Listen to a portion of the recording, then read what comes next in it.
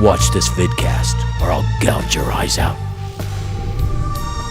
Welcome back, Horror Hounds, to Ghostman and Rivera's Horror Show podcast. I'm Mike Ghostman Pickle. And I am James Rivera. We have a special podcast today. We're going to be counting down our top 10 horror films of 2019, including honorable mentions. We took another break off because both Mike and I were both very sick recently and exhausted, And we're still feeling the effects from it. Yeah, we haven't completely recovered, but it's not the coronavirus, Yeah, so we're it's okay. not the coronavirus. Don't worry, guys. We haven't been to the Washington area, and we haven't been to China. No, the regular flu season that seems to be coming around, because everybody around me is sick right now.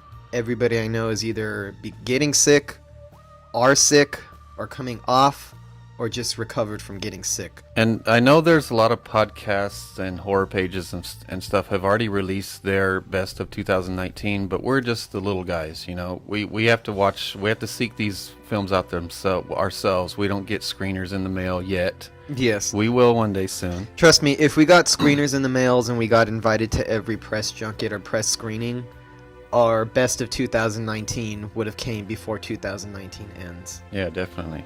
Better late than never, right? Better late than never. Well, without further ado, we're going to get started with our best horror films of 2019. Horror show exclusive. And we're each going to do our honorable mentions first, right? We each have 13. All right, the first of my honorable mentions is Culture Shock, one of those in the dark Hulu movies, and it was directed by Gigi Saul Guerrero. So that was a really good commentary on the border crisis and children being kept in cages and stuff. So it was a very loud, clear message about that, and I thought it was done very well by Gigi Saul Guerrero. Another honorable mention for me is It Chapter 2 from Andy Muschietti. While I didn't enjoy this as much as I enjoyed the first, and the film has more than its fair share of problems, at the end of the day, I enjoyed it a lot as a whole. I get the complaints that people have about it. I have my own too. But what it does right, it does so right that I couldn't ignore it. So for that reason, that is an honorable mention for me.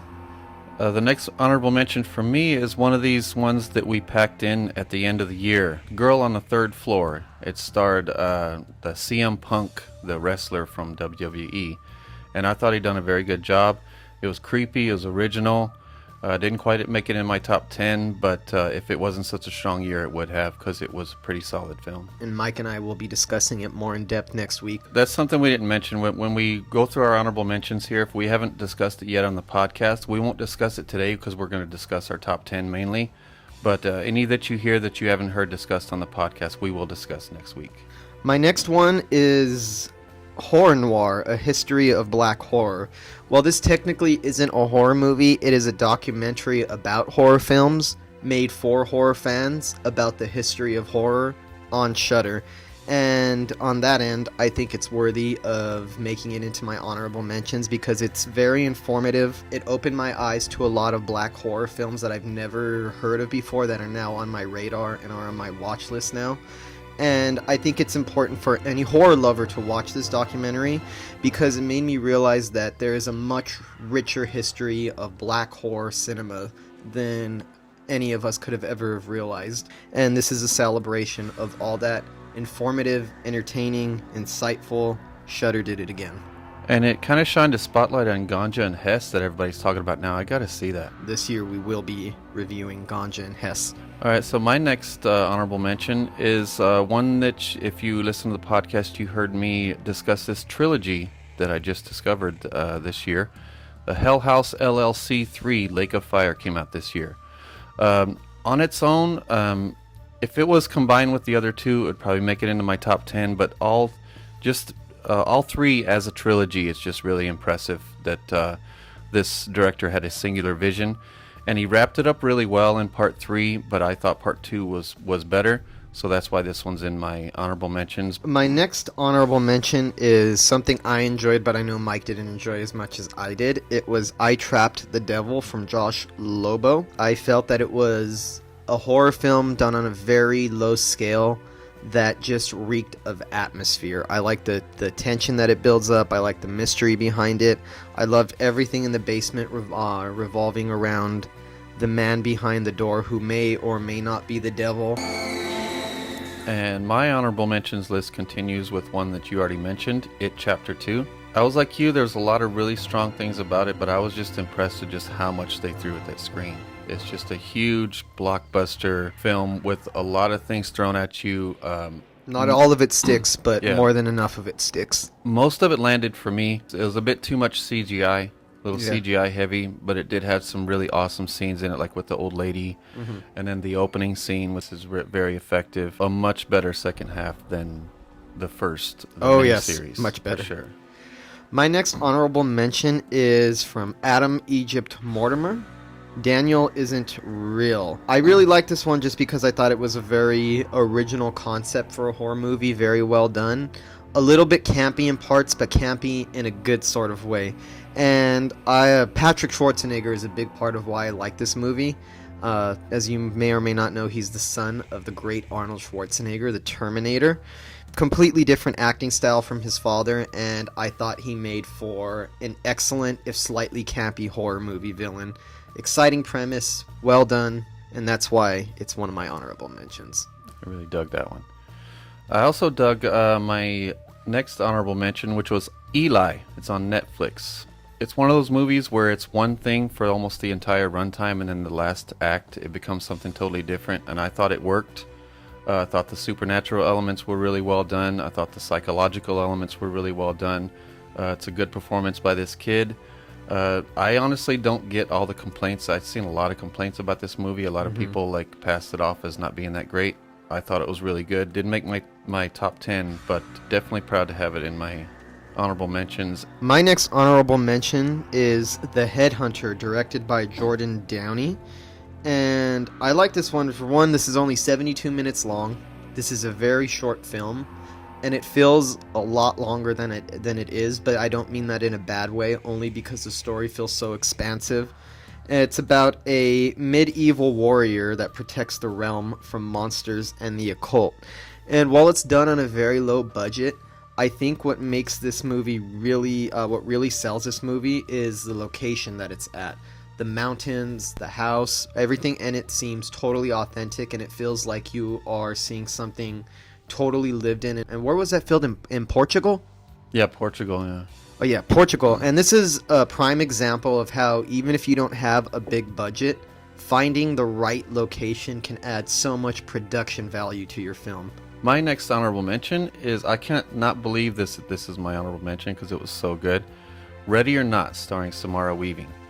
It was definitely one of the best horror films in the Cineplex this year. It's not often that a horror film this good gets into the theaters. And it did fairly well and well deserving. And if it wasn't for so many other great films that came out this year, it would be my top 10. My next film is a German movie called Hagezutza, directed by Lucas Feigelfeld. The premise is the dark legend of the young woman Albrun and her struggle to preserve her own sanity, and tries to explore the fine line between ancient magic, faith, and madness at a time when pagan beliefs in witches and nature spirits spread fear and terror in the minds of the rural population.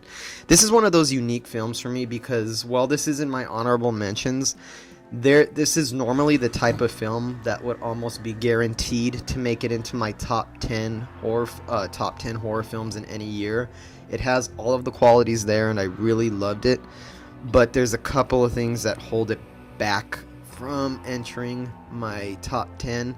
You could tell it's going for something of a witch vibe or something like Hereditary, trying to fall into that more elevated horror subgenre. And for the most part, it does a really good job, but it falls short in just a couple of areas. And if this doesn't sound like the most positive honorable mention review, it's only because it's so good that it could have been better. Oh, okay.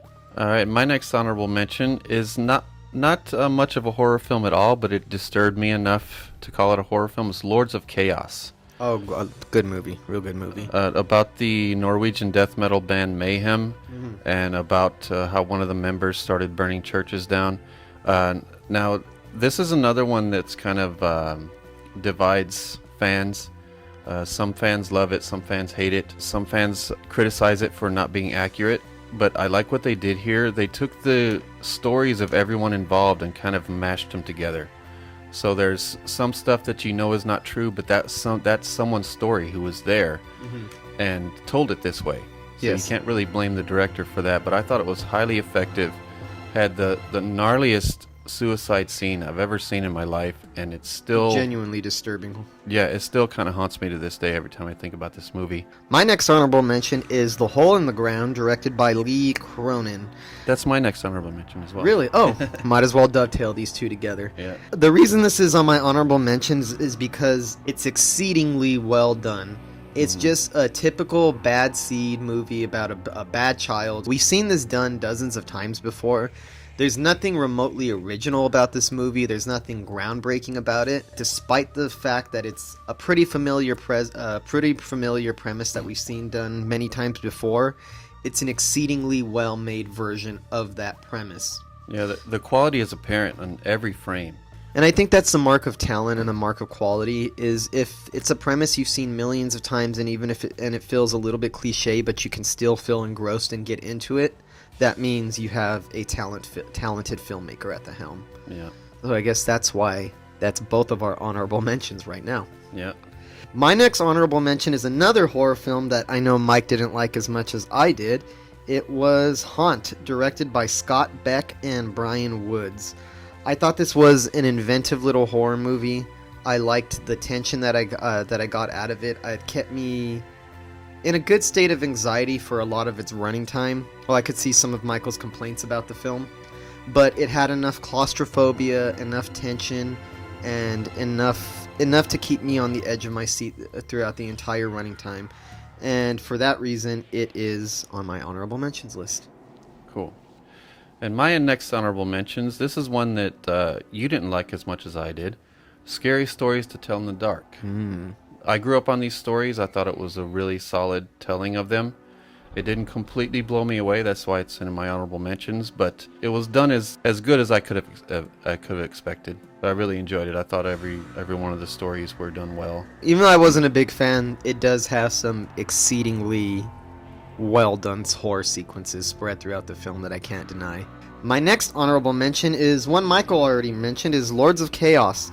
As we already mentioned, it's based on the true story of Mayhem, the Norwegian black metal band. Directed by Jonas Åkerlund, who also did Spun and a series of music videos. And I think the reason that this came in both of our honorable mentions is that while it's not a horror movie, it's heavily connected to the metal, to metal.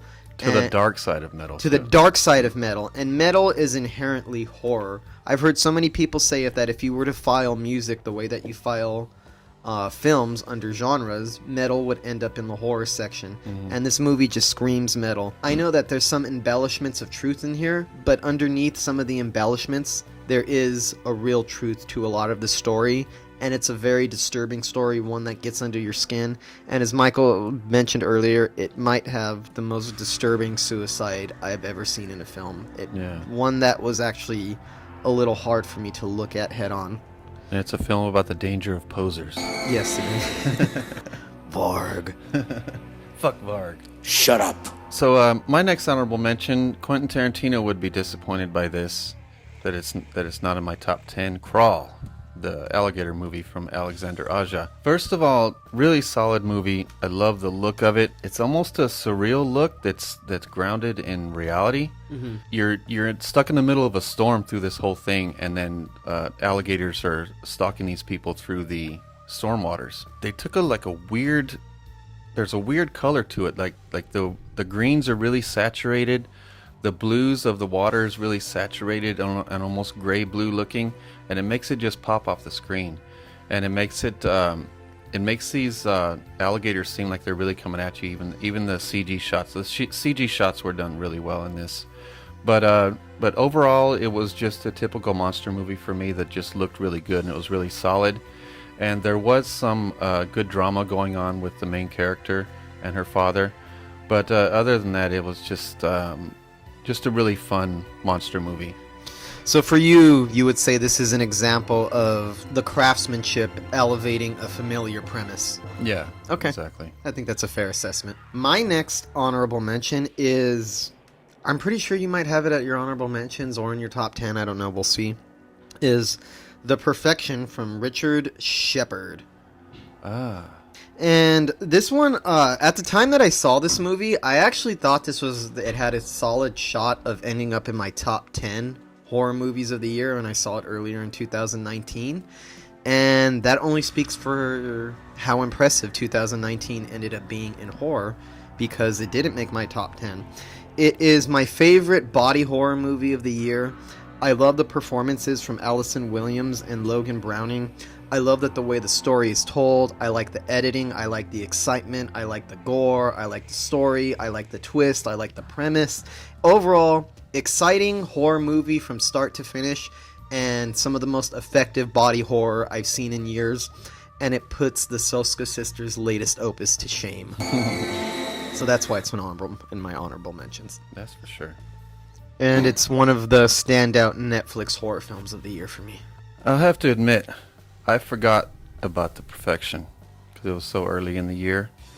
And thinking about it while you were talking about it now, I really liked it, but I still don't think it would have cracked my top 10 because there's already one that's just lingering outside of my top 10 that I just think should be in there. I just can't bring myself to put it in. So Always happens like that. So I'll go ahead and say that that one's my 14th. All right. Honorable mention. And my next one this is another one I can't believe is not in the top 10. Lynn Shaye's Room for Rent. Wait, that's my next honorable mention as It well. is? I had a feeling it was going to be on the same spot. I knew it would hover right here around the top 10, but it just couldn't quite make it in. It was just way too strong of a year. Like about halfway through the year, it was just one great release after another. So this one kind of just got bumped down. So it's at 13 for me. And really, it's in the same position that it's in the same position for me that it is for you. And really, what makes this movie, we have to say it. It cannot be stated enough. Lynn Shaye, Lynn Shaye, Lynn Shaye, and Lynn Shaye. Yeah. Don't get me wrong, other strong performers in this movie, a solid premise. I like the way that it ended. I like the way that it teased the audience out. I like how it's a very fitting ending that might turn off a lot of people, but it's an ending that fits. I like the way that it unfolded. I like the way that it went. But overall, none of this could have worked without Lynn Shaye's magnificent performance at the center. Yeah. And definitely one of the standout performances in any horror movie this year has to be Lynn Shaye in Room for Rent. Yeah, because everything great about it had something to do with her. Yes. The directing and the writing were awesome, but it's because of how well she delivered her lines and what she was supposed to do, what she was given to do. And it's a great vehicle for an actress who's always deserved to have her more leading roles like this one. So please, filmmakers out there, start giving her bigger roles in your fucking movies. Yes. She deserves it. She's can- proven she can more than carry a film on her own. Yeah, she showed here she could carry the whole thing herself. So that was both of ours. What's your next one, Michael? My next one is one you already mentioned. This one got a little closer to my top 10, The Headhunter. Ah. I was just so impressed with it. It was so beautiful and dark. And it ended up even having a lot of emotion for me because of the guy struggling with the death of his daughter. I love how, like we mentioned before, how all the most intense monster fights were off screen. Mm-hmm. And just the fact that he was this headhunter, I think he was the headhunter for the king or something like that. Like he was ordered to, like there was this horn that would go off and he would go fight these monsters. And he was hell-bent on killing monsters until he got the one that killed his daughter. And then when he finally finds it, I love the direction that the movie goes in. It's really fucked up. Pretty twisted. Yeah. You actually explained the premise of the movie much better than I did.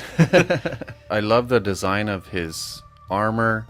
I love the design of the monster heads. I love how they filmed the action. I love what you see and I love what you don't see. And I love the way that stuff is reanimated in that movie. The way that corpses and even bugs are brought back to life. I thought that was visually striking.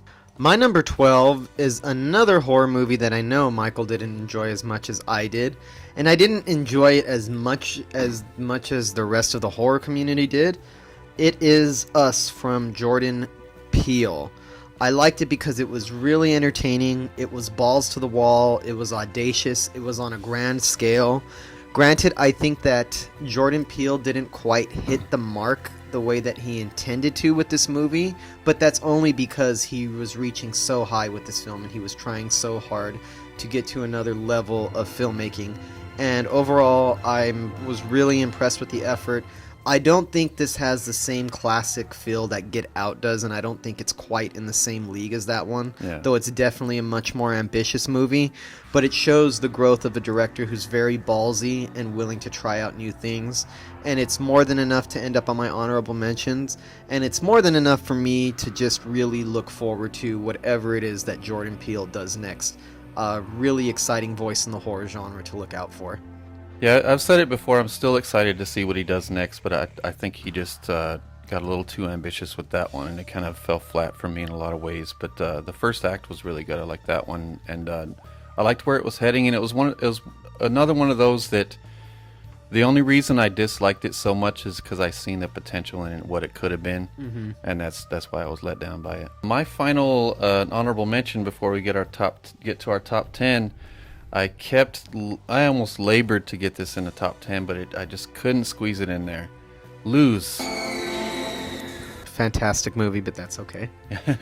We've discussed it quite a bit. It's right there at the end of my top 10. It almost got in there, but just the year was too strong for me. These other movies just spoke to me a little bit more than this one. I really like this one, and it's one that I plan on seeing many more times. I'll have more to say on that a little bit later. Cool. As you can imagine, that's very high on my list.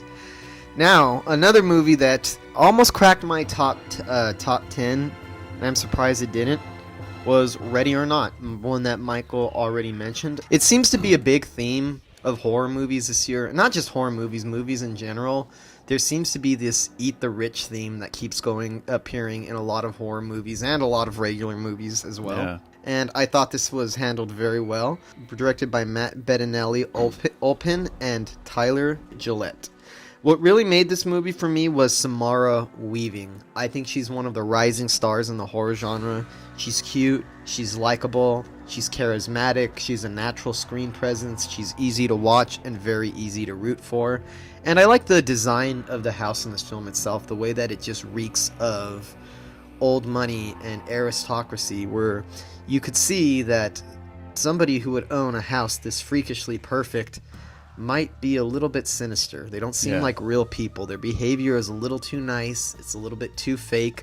And I think that goes a long way of selling how psychotic the family is that Samara Weaving is dealing with. Overall, really excellent movie. Tense, fun, exciting, and funny.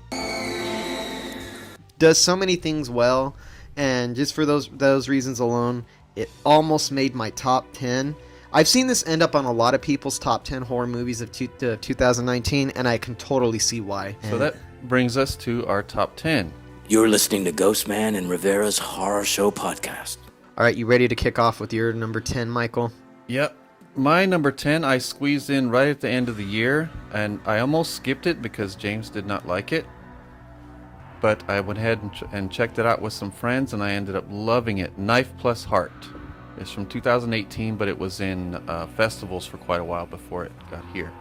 It's written and directed by Jan Gonzalez. It's about a producer of cheap gay porn, played by Vanessa Paradis. She's a French singer and actress and model. And she is devastated when her editor/girlfriend leaves her, so she sets out to make an even more ambitious film while a killer is stalking the set. I thought the killer was very creepy. There was an unexpected layer of emotion here where I really cared about these people's plight. And it feels like a highly entertaining gay porn film mixed with a top-notch giallo slasher. Where for me it was seedy and wrong, but it was also poetic. It was harsh and mean, but it was also emotional and beautiful.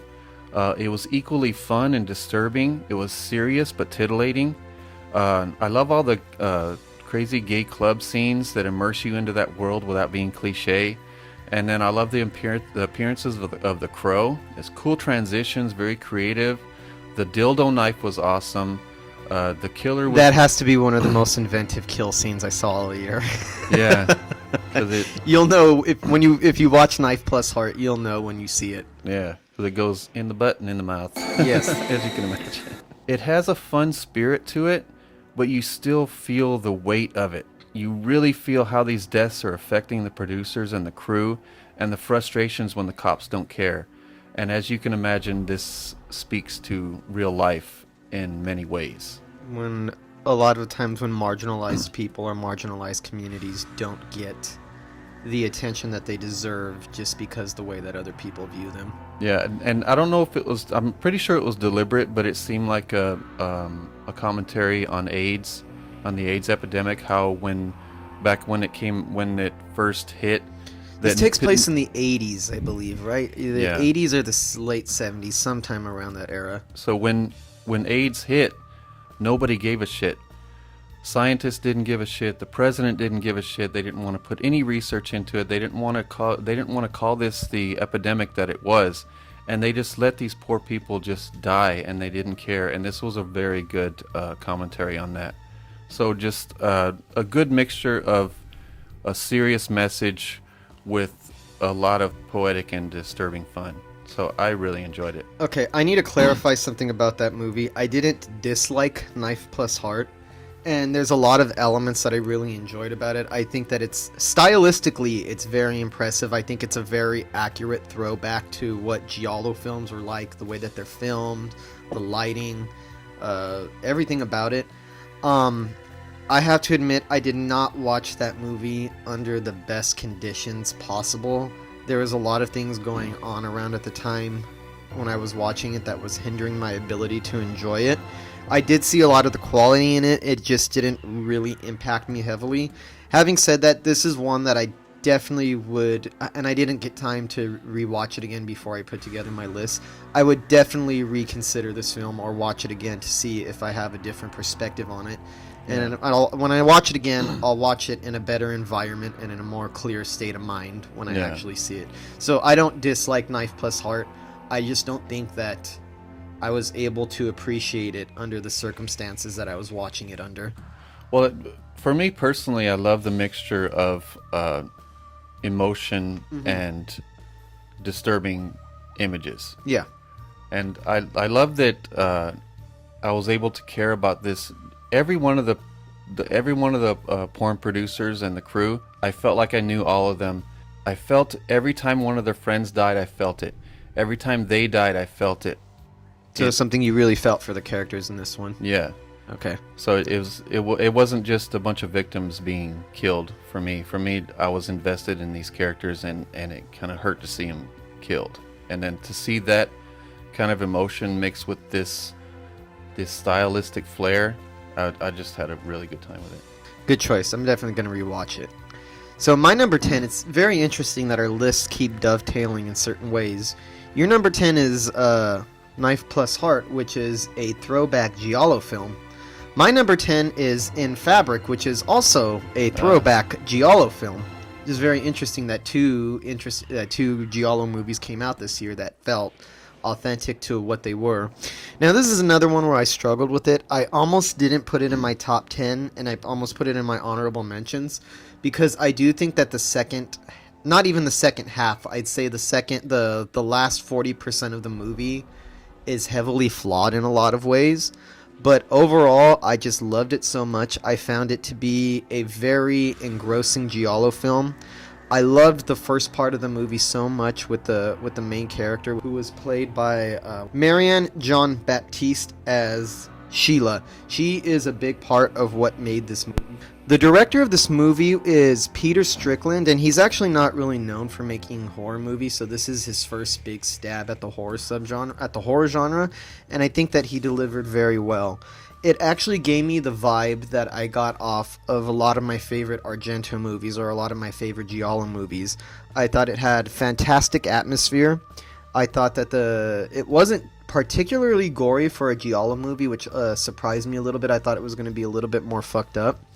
But I like that they take a premise that sounds a little goofy on the surface, a haunted dress coming after people, and they make it seem believable just by the way that the dress is filmed. The dress starts to take on an ominous quality throughout the movie, and any person who decides to try on the dress ends up succumbing to it and somehow falling for it, and the dress always finds people who are usually weak people who are not the happiest, and it seems to be exploiting people's inner desires to look better, to be more presentable to people. Yeah. Has a little bit of commentary on consumerism there, how we appear, how people judge each other based on appearances and based on looks. Really clever, really well done.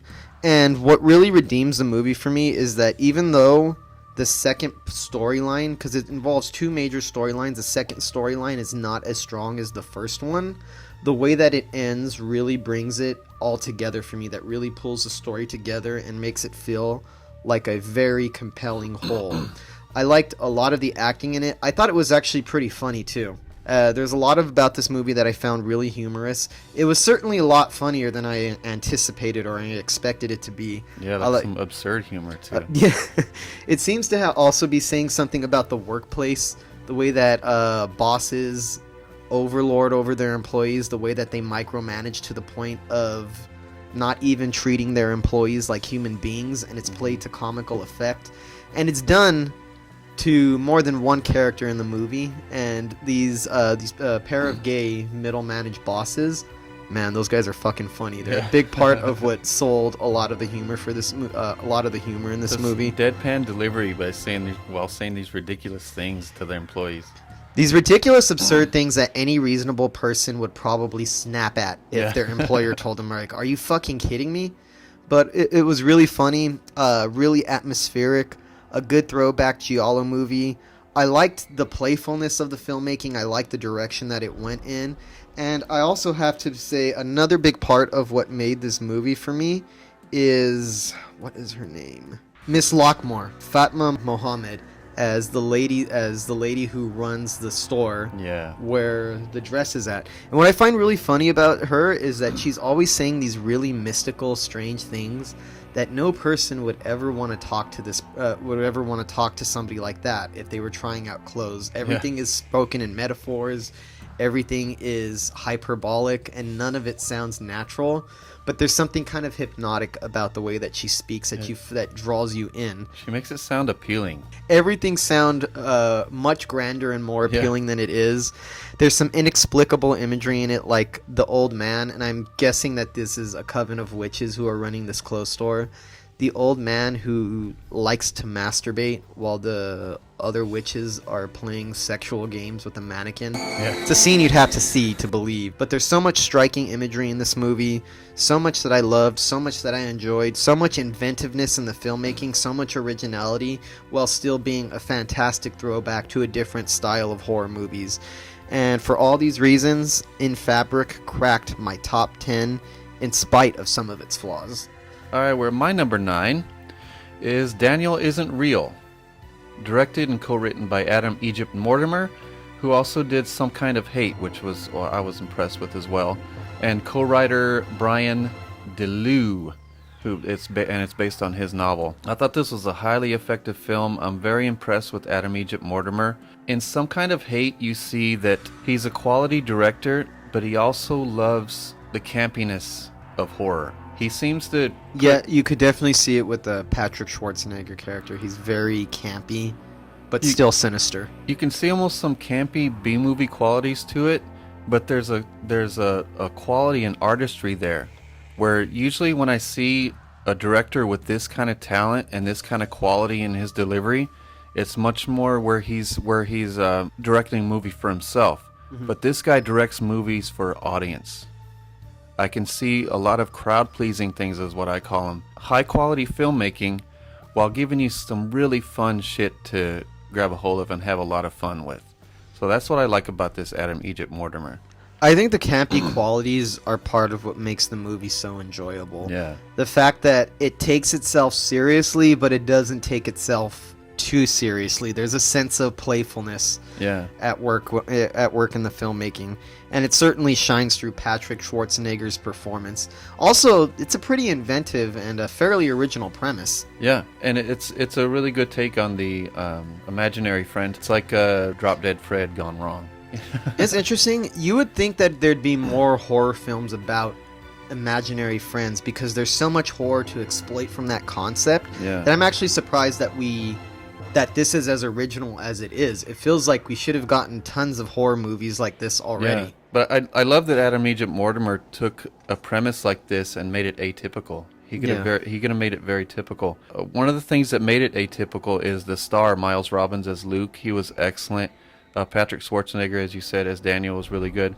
And Sasha Lane as Cassie, the girlfriend, really shines here. She's really stormed onto the scene this year, and I can't wait to see what else she does, because she has this sincerity to her. She's really cute. She's really sincere. You believe everything she says, and you feel for her.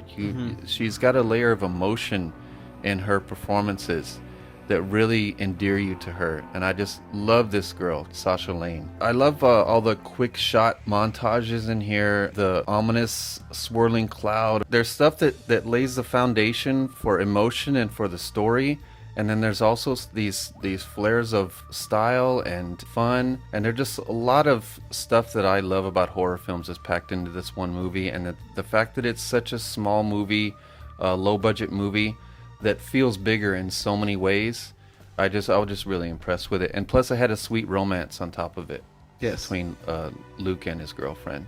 The ending is where the visual effects start to get really creative. My number 9 is Bliss from Joe Bagos. And why is this in my top 10? Why is this at number 9? It is just so fucking entertaining, and it's so hard to take your eyes off of. It's a vampire movie that doesn't feel like a vampire movie. It reminds me a little bit more of those cautionary drug films like Requiem for a Dream or Trainspotting in terms of its stylistic choices and the way that it's directed. But when the more overt horror elements hit, like the vampire elements hit, they hit really fucking hard. Yeah. Every kill scene in this movie is inventive. All the gore effects work exceedingly well. The camera work is fucking dazzling. The movements that they get with this camera, the colors of the film, the saturation of it, just completely pops off the screen. The characters in it, not all the characters aren't always likable per se. Particularly Desi, played by Dora Madison. She's not always a likable character, and she could be a little bit bitchy and a little bit annoying at times. Despite that, that's, I think, what makes her such a strong character. She feels like a real person with real flaws. She feels like so many people that I've met before in my life. She is a perfect example of a certain type of LA personality. A little bit annoying, a little bit self-entitled, but still something about her that's really cool, really endearing, and really likable in spite of the way that she behaves at times. I like the soundtrack of this movie. I like the way that that it's edited. The rock music really makes the thing bounce. As a piece of cinema, it moves extremely well. I love all the POV perspectives whenever she turns into a vampire and whenever you see her stalking around. The camera does these moves that seem so reckless and so out of control, yet at the same time they are very precise and controlled. Otherwise they would not have been able to pull off some of the shots that they managed to pull off in this movie. The way that all the attacks are really visceral too. Yeah. They're really visceral. They grab you by the throat. They feel real. And she even rips some throats in here too. Yeah. So overall, this is one of those horror movies that is just a blast from start to finish because it's intoxicating in how inventive and how stylish and how ballsy the filmmaking is. And I love the color scheme. I love the grain. Aesthetically, it's beautiful to look at. I have no complaints about Bliss. I just thought it was a really exciting piece of work. I love that one. Sure. That one will be coming up later in my list. I'm sure it will. All right, that brings us to my number 8. My number 8 is the great Rob Zombie's 3 from Hell. Ooh, fantastic choice. I know people hate on it though. Yeah. Whatever. I don't give a fuck what people say about this movie. All the people complaining about it are going to praise it in the next 10 to 20 years. I thought it was excellent. I don't think people managed their expectations. I myself had very high expectations for it, despite not liking 31 at all. I just thought once Rob Zombie got a hold of these characters, he would give us another great movie, and he did. Even though he had Sid Haig stripped from him 2 weeks before filming. That in itself is impressive, but even if you didn't know that, I would still be very impressed with this movie. Bill Moseley and Sherry Moon, of course, they're great. But then you have Pancho Moller as Sebastian. the little person. And then Richard Brake stepping into the role of Winslow Foxworth Coltrane, just he couldn't have done any better in this role, being given this role 2 weeks before filming and just having to change everything last minute. And wow, what he did. And then the appearance by Dee Wallace and Clint Howard as Mr. Baggy Britches the clown. A lot of memorable little bit parts for a lot of cult icons in this movie. Yeah. The music was great as always. That wasn't a surprise. But the editing was amazing. The acting was surprisingly good. It was even more violent and gory than I expected. And the directing is mature, and the writing is elevated, and it works for the most part. There was a couple parts that weren't as good as others, but for the most part, just an excellent film. Visceral, fun, had some emotion in it. Really good characters, good settings. I love how they created that entire set in Mexico of all the Dia de los Muertos celebration and everything. They created all that from scratch, and it looks pretty authentic. I mean, and it looks. It doesn't take you out of the movie. It doesn't look like a set. I loved this movie too, and it's going to be higher on my list. And like you said, Sid Haig does have a small part in it, but his role is only he's on screen for maybe 2 minutes max. The time that he is on there, though, is really effective, and he has one of the best scenes in this movie. And Captain Spaulding was always my favorite character of the Fire family in the Firefly clan. I'm surprised that this movie works as well as it does, stripped of that presence. My favorite character of that family was completely taken out of it, yet all of it works. It feels like it's a natural progression for the storyline. At a certain point, he would grow old and pass on, and something, and it would just be the brother and sister moving on. Because each movie, there's less and less of the Firefly clan in each one, because in each movie, more and more of them die off. Overall, I thought this was a fucking blast. Of course, it's not as good as The Devil's Rejects, but few films are as good as The Devil's Rejects. It's about as good of a sequel that I could have ever have asked for The Devil's Rejects. I thought it was funny in the way that the best of Rob Zombie's funny. I thought it was relentlessly brutal in a way that you expect from Rob Zombie. It was appropriately sadistic, and I like the aesthetic of the movie. I like that each of these films in this trilogy, House of a Thousand Corpses, The Devil's Rejects, and Three from Hell, they each have their own unique aesthetic look to them. The first one is like an acid trip. The second one is more raw and gritty and kind of sun-baked. This one falls somewhere in between, where it's not quite as colorful as House of a Thousand Corpses, but it's not as raw and as gritty as The Devil's Rejects. It strikes a good balance, and I really love the aesthetic, the visuals, the colors of it. And I think Rob Zombie did a good job with this trilogy of making them all seem believable and all of a piece, but each film has its own unique personality. Yeah. None of them feel like he's just repeating the same thing over and over. Each one feels like its own individual film that expands upon the mythology that he created with the Firefly clan. Really, I fucking loved it. I thought it was an absolute blast. Yeah, and before it came out, I just wanted a movie that was worthy of the other two. And then now, after seeing it, I want another one. Yeah. I want at least one more movie with the Firefly clan, because I want to see what Richard Brake does as Winslow Foxworth Coltrane when he's in it from the conception of it. Mm-hmm. And if he did this, being thrown into the wolves 2 weeks before, just imagine if they know he's going to be in it from the beginning and craft it with him. I think it would be excellent. Listen to this podcast, or I'll skin your cat and f*** it. My number 8 is a movie that I wrestled with putting on my list, only because I'm not sure if everybody considers it horror. But you know what? I consider it horror, and I saw this on a lot of lists of the best horror films of 2019. And just as a movie, it might be a little bit higher on this list than other ones, but we're counting as horror movies. My number 8 is Climax from Gaspar Noé, the infamous French-Argentinian provocateur. And why this is on my list? It's a fucking phenomenal film. From beginning to the end, I don't want to say a blast is the exact word I'm looking for, because that's going to make me sound very sadistic to call this movie a blast. But the first half of the movie is a blast, and the second half of the movie is a glorious, batshit insane nightmare. something that only Gaspar Noé could have pulled off. It revolves around a group of dancers, and they're all at an after party, getting ready to... Not an after party, and they're all at a party in the middle of nowhere, and they're getting ready to celebrate to go on tour as a dance troupe. And you have to see the moves that these dancers do. These are not normal. I'm not normally into watching like dancers and the things that they do, but the moves that they pull off in this movie are so impressive that even if you're not into dancing, it's hard not to be mesmerized by all the dancers in this movie.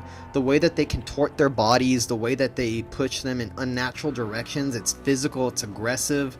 The way that they throw themselves on the floor looks really painful. The way that they twist, they basically take their bodies and turn them into a big canvas for self-expression. And the first half of the movie is just, for the most part, a series of choreographed dance sequences in between silly, benign conversations between all the dance members, but it's so fucking entertaining because it gives you a sense of who everybody is. It's kind of funny, and it's a little bit mesmerizing that the way that the dance is filmed. And at some point, as they're all partying, the sangria that they're all drinking gets spiked with heavily concentrated doses of LSD. Yeah. And once they all start feeling the effects, the movie descends into a completely psychedelic nightmare scenario. Yeah, because they have no idea what's happening to them. They don't know that they've been drugged, and then once they realize they've been drugged, what are we drugged with? Who did it? And they start turning on each other. They get violent with each other. Did you do it? And the horror comes from not from an outside or an external force. It comes from people who are put in an unusual circumstances, ordinary people turning on each other violently. Yeah. So there's the movie turns into just like a complete batshit insane orgy of violence, depravity, sex, pleasure, torture, pain, everything in between, because some of the people you could tell are having a grand old time as they're tripping. Some people are having an awful time, and the way that the camera swoops in and about around the party is very disorienting and very bravura. I love all of the colors in it. The colors really pop off the screen. It's like the worst type of nightmare you could ever have on psychedelics. Yeah. It's everything positive about psychedelics turned upside down and used against you. And the fact that they're in an enclosed area where the only thing that's surrounding them is wilderness. Nobody can escape. They're stuck with each other all the way till the end. And you see some fucking crazy sights all throughout the movie. Yeah. Really trippy visuals. Great music, too. Great music. Really exciting. A little bit anxiety and inducing. And strangely enough, for this director, this is probably his most palatable or audience-friendly movie. And that's saying something, because I don't think this is very audience-friendly, and it's not very mainstream. Yeah. Just by the standards of Gaspar Noé, it's a little less disturbing than some of his other films. Well, the parts where that one lady's little 5-year-old boy was stuck in the middle of all this chaos, I felt screaming at the top of his lungs. I felt so much for him. I felt so much for the mom, because the mom didn't know what was going on, so she kind of locked him away somewhere, and he was in there screaming, trying to get out. And it gives you anxiety thinking about it. It's a total fucking mess. And then the way the camera kind of floats through all the action. Disorienting, isn't it? Yeah. It's disorienting but intoxicating. It's just perfectly choreographed, where it's one of those things where the camera's floating around to multiple characters, and then before it gets to a character it's focusing on, you already see they're doing something weird before the camera even gets on them. Yeah. So it's like you're catching the chaos in the middle of it. It gives you the feeling of being a spectator, of floating through. Yeah. And I think that makes it more disturbing, is that you don't see everything everybody's doing, but you pass by somebody doing something odd or bizarre. And so much visual overload that comes in the film. A lot of visual overload. Yeah. It's an exciting movie, horrifying, just a really impressive piece of filmmaking, and for that reason, it is number 8 on my list. All right, my number 7, I can't believe this isn't higher, but it's One Cut of the Dead, written and directed by Shinichiro Ueda, based on a play by Ryoichi Wada. Before you proceed, we'll just do this together. My number 7 is One Cut of the Dead. So it's about a hack director who films a one-shot zombie film that is broadcast live when zombies really attack. And then it goes into every direction you could think of. It takes you on such a ride, both outside of the movie looking in as a spectator, and then when you get inside the movie and see it being made. It's just ingenious idea, ingenious execution, and the fact that it was done by like the first part, the all one take thing, was a $25,000 budget only. It was done in 2 days and 6 takes. Most of the cast paid to be in it because it was part of an acting class, and the final product, it's a final product in an acting and directing workshop. So just the fact that they came out with something so impressive, like you never know what it's going to be throughout the whole thing. You don't know what kind of ride this is going to take you on. The movie keeps flipping itself on its head throughout the entire runtime. It's a movie that, as it goes along, you keep adjusting your expectations for whatever the filmmakers are going to throw at you. It's a really exciting movie. It's inventive, and I have to say, it amazes me that the zombie subgenre of horror should be so played out by now. They shouldn't be making movies this good about them still. Yeah. I don't know how people manage to make such original films, such original concepts like this. Every time I think that the zombie subgenre has played itself out, along comes a filmmaker like this to give it a spark of invigoration and originality. And I don't want to give away too much because people should go into this movie blind. Yeah. Because it's going to dazzle and completely upend all your expectations throughout the entire thing. There's a spirit of fun to it. It's exciting to watch. It's funny. It's horrifying when it needs to be. And I love that the first 30 minutes of the movie are one take. And as it goes along, it flips everything on its head, and it makes you reevaluate everything that you saw before you realized what was going on throughout the movie. Yeah. And total playfulness to the movie. Yeah, and watching it as a filmmaker, it's almost impossible for a movie like this to play out and you not be distracted by the skill that went into it and the craft that went into it. But I'll be damned if I just forgot about it throughout the whole thing. I was so engrossed in it. I just wanted to go wherever this movie was taking me, and every time it kind of done a complete 180 flip on me and became something completely different, I just had a blast with it. Mm-hmm. Just had so much bubbling energy to it, and the people were really good in it, and then all the things that you question about the first half, about what's going on in that movie, all the questions are answered in the last half, and it's just everything eventually comes together. Yeah. It's definitely one of the most unique experiences I've had watching a horror movie in a good long while. And it was fun. It was fun when it needed to be. It was funny when it needed to be. It was tense when it needed to be. And it always manages to surprise the viewer throughout the entire runtime. And it's completely different from Lose, but it's another one that was done by students. And it had such imagination to it.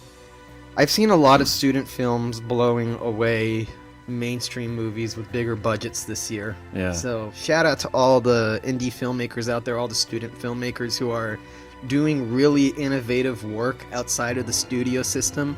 You guys are kicking fucking ass. Yeah. Keep it up, man. For me, One Cut of the Dead actually doesn't scare me personally, but as a horror film, it's an absolute joy to watch. Like, I had a grin on my face from beginning to the end. Yeah. And I saw it a few times, and each time you see it, its impact doesn't diminish. It's just as surprising as it was the last time. And what I would recommend is, if you see it one time, after that, show it to somebody who's never seen it before, and don't give them too much information, just to let them know that it's a zombie movie. Yeah. And it'll be like watching it again through the eyes of somebody else, because you'll end up enjoying seeing the other person react and have their expectations turned on their head throughout the movie. Yeah. Overall, I loved One Cut of the Dead. I thought it was such a joyful horror movie. So exciting, so fresh, so original. And I don't know how they managed to keep making such original zombie movies when that genre should be dead already. But they make it work. So that was definitely one of the best. Even though it was made in 2017, it just didn't get its release to the public until 2019. It had one hell of a festival run. It played in I don't know how many, like 30, 40 festivals all over the world. Wowing people. Yeah, well deserved. And I think it's funny that both ended up on the same position on both of our lists. I probably liked it roughly about as much as each other. And One Cut of the Dead is a perfect example of why I love Shudder so much. Because where else are you going to see a movie like this besides Shudder? Exactly. My number 6, another testament of how strong this year was in horror. My number 6 was Dr. Sleep from Mike Flanagan. And this was, Are you serious? yeah. My number 6 is Dr. Sleep from Mike Flanagan. All right, so let's tackle this together again. One of my most highly anticipated movies of the year, and it did not disappoint in any way. Is deeply emotional. I expected that from Mike Flanagan. It's genuinely scary. It's a great fantasy. It's excellent storytelling. The protagonist and the antagonist are equally compelling. Another great showdown between good and evil, which was pitch perfect for me, and many things we're not used to seeing in this type of story. So I love the connections to The Shining. I loved Ewan McGregor in it. Rebecca Ferguson as Rose the Hat was fucking phenomenal. And then Kylie Curran as Abra Stone was really, really good. There was for me, there wasn't any bum cast members of this movie. And I think it's just a testament to Mike Flanagan's talent as a filmmaker. As a whole, Mike Flanagan might be the most consistent horror filmmaker working right now. Yeah. No matter what he does, everything that he shits out is fucking impressive, and it seems to be like he's constantly trying to top himself or do something different. And what I find really interesting about this movie is that it managed to marry Stephen King's version of The Shining, which Stanley Kubrick's version, which are largely incompatible in so many ways. And of course, Stephen King has infamously despised Stanley Kubrick's version of The Shining. Yeah. Mike Flanagan found a way to marry the two versions and make them totally compatible. I love the connections to the original The Shining, to Kubrick's version of The Shining, and I like that it takes place in the same universe. Having said that, the best things about this movie don't have anything to do with its connections to the Stanley Kubrick film. It has to do with Mike Flanagan's personal stamp on the material is what elevates it. It's an emotionally involving horror movie. All of the characters are very easy to root for, and you end up caring about them at the end of the day. Kylie Curran as the protagonist, oh man, this little girl is something special. Yeah. To be able to go toe-to-toe, not toe-to-toe, I mean they're on the same side, but to go act alongside Ewan McGregor, who's a fucking fantastic actor, and pull it off. And then, of course, you had Rebecca Ferguson as Rose the Hat, is an excellent villain. It's really well filmed. It's intense. I loved all the attacks on the kids. It has probably one of the most disturbing scenes in any horror movie of Jacob Tremblay. With Jacob Tremblay. God, my heart hurt for that kid because what they do to him is so brutal and so harsh.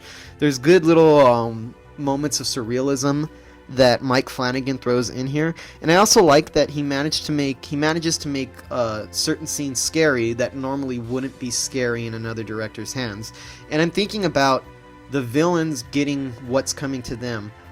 In most horror movies, all the scary parts are about the villains fucking with the protagonist or haunting them or doing something to make them feel anxiety. Yeah. In this movie, the protagonist at several points flip everything on the head of the antagonist of the villains, and those scenes are just as frightening and scary. You get to see the horror from the perspective of the villain, and some of those are the most effective horror scenes in the movie, which is really surprising. You don't see that enough in horror films, seeing the villains terrified and directed just as scary, if not scarier, than the attacks on the protagonist. And I thought it was going to be Ewan McGregor's character protecting this poor little girl who was a victim of these soul-sucking vampires. But I think it was the other way around. Yeah. I think this little girl was protecting Ewan McGregor because she was a mad dog, dude. She did not back down. She did not back down from these people. She knew the power she had, and she just went into this fearless because she had an integrity about her and a sense of right and wrong, and she just goes head first into evil and just wanting to destroy it and just stamp it out. And her energy and her will in this movie was really inspiring to see. And you know what? It's also a pretty long movie, but it never sags at any point. It's deeply engrossing from the moment it starts to the moment it ends. I love the aspect of Ewan McGregor's character as somebody who works in a hospice and guides dying people to sleep, giving them a peace of mind, giving them a peace of rest. Those are deeply emotional scenes. Some of that really caught me off guard. I didn't expect to feel those types of emotions. Though, coming from Mike Flanagan, I should have known better. Yeah. I should have known to expect something like that. and he manages to go between. There are times when you could tell that he's aping the Kubrick style. Yeah. But he doesn't overdo it, and he does it just enough to add a little bit of atmosphere while giving his own spin on the material. Yeah, And- it only feels like The Shining when Mike Flanagan takes us to that hotel. Yes. It's not a bite off of Shining any at all. Or besides when that. it shows Danny's youth, the flashbacks to when Danny's young, those parts, the way that they're directed, seem to have some of the spirit of The Shining. The way that Stanley Kubrick directed it, the eerie stillness with the music, you could see that he's doing it, Yeah. but he doesn't overdo it. It's just enough to give you that little flavor that audiences crave without being a fucking fanboy film. And I'll admit, I nerded out on the Shining parts, just like I nerded out on the Shining parts of Ready Player One. Mm-hmm. I nerded out too, but those weren't even the best parts. They're Yeah, good, exactly. but this movie has so much more to offer than a Stanley Kubrick tribute. There's so much more to it, Yeah. and it's completely stands apart from The Shining as its own original horror film. But It I has love its that own identity. I love that he let me nerd out as a Shining fan, and also gave me something wholly original. And completely new. Yeah, and a great continuation of that story. And a great testament to Stephen King's gifts as a storyteller, because he laid a great foundation for an excellent story. The story itself is very compelling, very easy to get into, and it has the hallmarks of Stephen King at his finest. And now there's a 3+ hour director's cut. Please give me all of it. I'm excited to see this. Give me all of it. I want to see a 4 or 5 hour. This is one of those movies I just love being there so much I didn't want it to end. And at the end was still satisfying. Very So good. Listen to this podcast, or I'll cut your nose off and feed it to my goldfish. So now we've cracked our top 5. And mine, I honestly thought this was going to be higher, but it definitely deserves its number 5 spot. Satanic Panic, directed by Chelsea Stardust. Went to see this at the Egyptian and absolutely loved it. I can't wait to get it on Blu-ray and watch it again and again and again. And so Chelsea Stardust was she started out as Judd Apatow's assistant, and then became Jason Blum's assistant, and then she directed several shorts, and then somehow was able to make this feature film. It's produced by Fangoria Aperture Entertainment. It stars Haley Griffith, who before this was only in things like All My Children and Law and Order and stuff, and she just really shines here. And then the supporting cast: Rebecca Romijn, Jerry O'Connell, Ruby Modine, Arden Mirren, AJ Bowen, Hannah Stocking. All great ensemble cast. A lot of fun, just bubbling with energy from beginning to end. Where this girl goes to a rich neighborhood because she needs the money. She's going to deliver pizzas, and they don't tip her, so she comes in to collect, and then she becomes the virgin that they needed in their sacrifice. Doesn't it have a lot of similarities to Ready or Not? Yeah, and this movie is the only reason Ready or Not is not in my top 10, because I watched them fairly close together, and it's a very similar premise about one young lady being stuck in a house with devil worshippers. Devil worshipping rich people. Yeah. And this one just done everything better for me. It was funnier. It was more action, more comedy, more horror. Rebecca Romijn and Jerry O'Connell were perfect in this. They really shined, especially Rebecca Romijn, because I've seen Jerry O'Connell with his silly turns in horror films like Piranha, and there was more of that of him here, but he was extra funny here.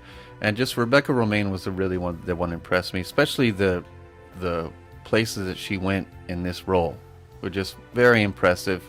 I'm really excited to see what Chelsea Stardust does next, because I love this story of just her coming up from being assistants to these big producers and then coming into her own. And I was so proud watching this, and to hear her talk about it, she's very proud of it. She's got a lot of cool energy, and she loves the horror genre, and you can see her love for the horror genre in every frame in this movie. That's why I loved Satanic Panic. So you feel its energy and its spirit elevates it above Ready or Not for you? Yeah, and it's Okay. even a little more campy at times than Ready or Not, even though Ready or Not did get campy too. but this one is just so wild and so out there, and just went for it, and everything. It just didn't hold back at all. I love watching a movie that's just balls out craziness, funny, gory, even has some scary parts. I just love the energy of it. You can tell it has the director's stamp on it. You know what I mean? Because there's something else that you can't quite put your finger on. Like, it's a great ensemble cast, great horror comedy, but there's something special that you can't quite put your finger on, and that is Chelsea Stardust. My number 5 is a movie that was already in your top 10. It is 3 from Hell from Rob Zombie. I love the movie. As a fan of the Firefly family, and anybody who knows me knows I'm a big fan of Devil's Rejects and the House of a Thousand Corpses. I could not have been more satisfied with this film as a fan. I like the direction that the story goes in. I like that it establishes a new aesthetic that's a little bit different than the previous 2 films. I like that it was a lot more brutal than I expected it to be. It might be the most brutal one out of all of them. I like the turns that the story goes in. And, Bill Moseley has as good as he's ever been in this role. Yeah. He's every bit as good as he was in The Devil's Rejects. He has not waned at all. And what really, really impresses me is I've always liked Sherry Moon Zombie in these movies, and I understand a lot of people are not fans of her as an actress, or they don't like her delivery, her style.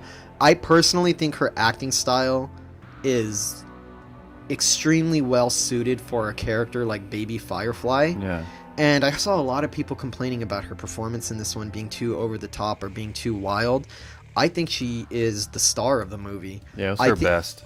I think, it's the best that she's ever been in any of these movies. She takes it up an extra notch, and I can understand that might be a turnoff for some people. For me, it feels totally right to the character. It feels like a completely natural progression of this really insane, kooky person being locked away from 10 years, and all of that insanity building up and fermenting over a decade's time passing. I like it. It's funny is it takes place in 1988, but everything about this movie screams 70s, from the aesthetic to the style to the clothes. It's almost like, as in Rob Zombie's alternate universe, the style of the 70s didn't die off and carried all the way into the 80s.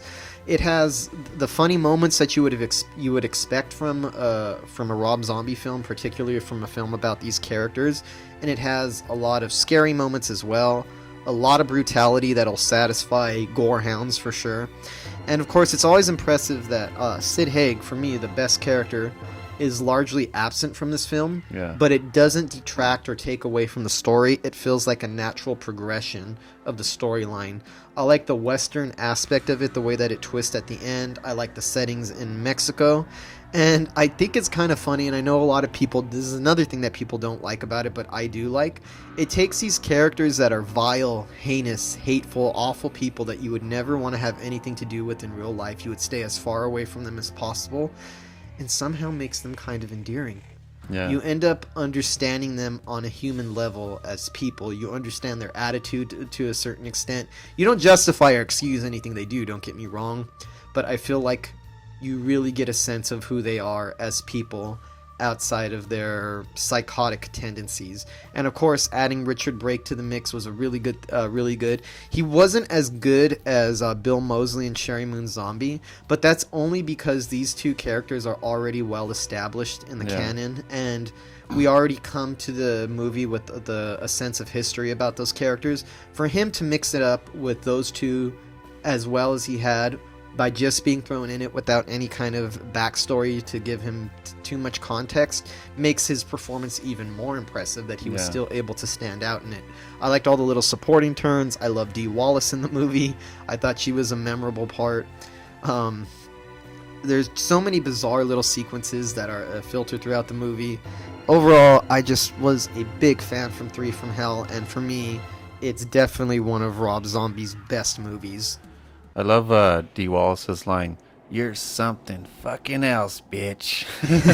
Actually, definitely one of the best lines in the movie.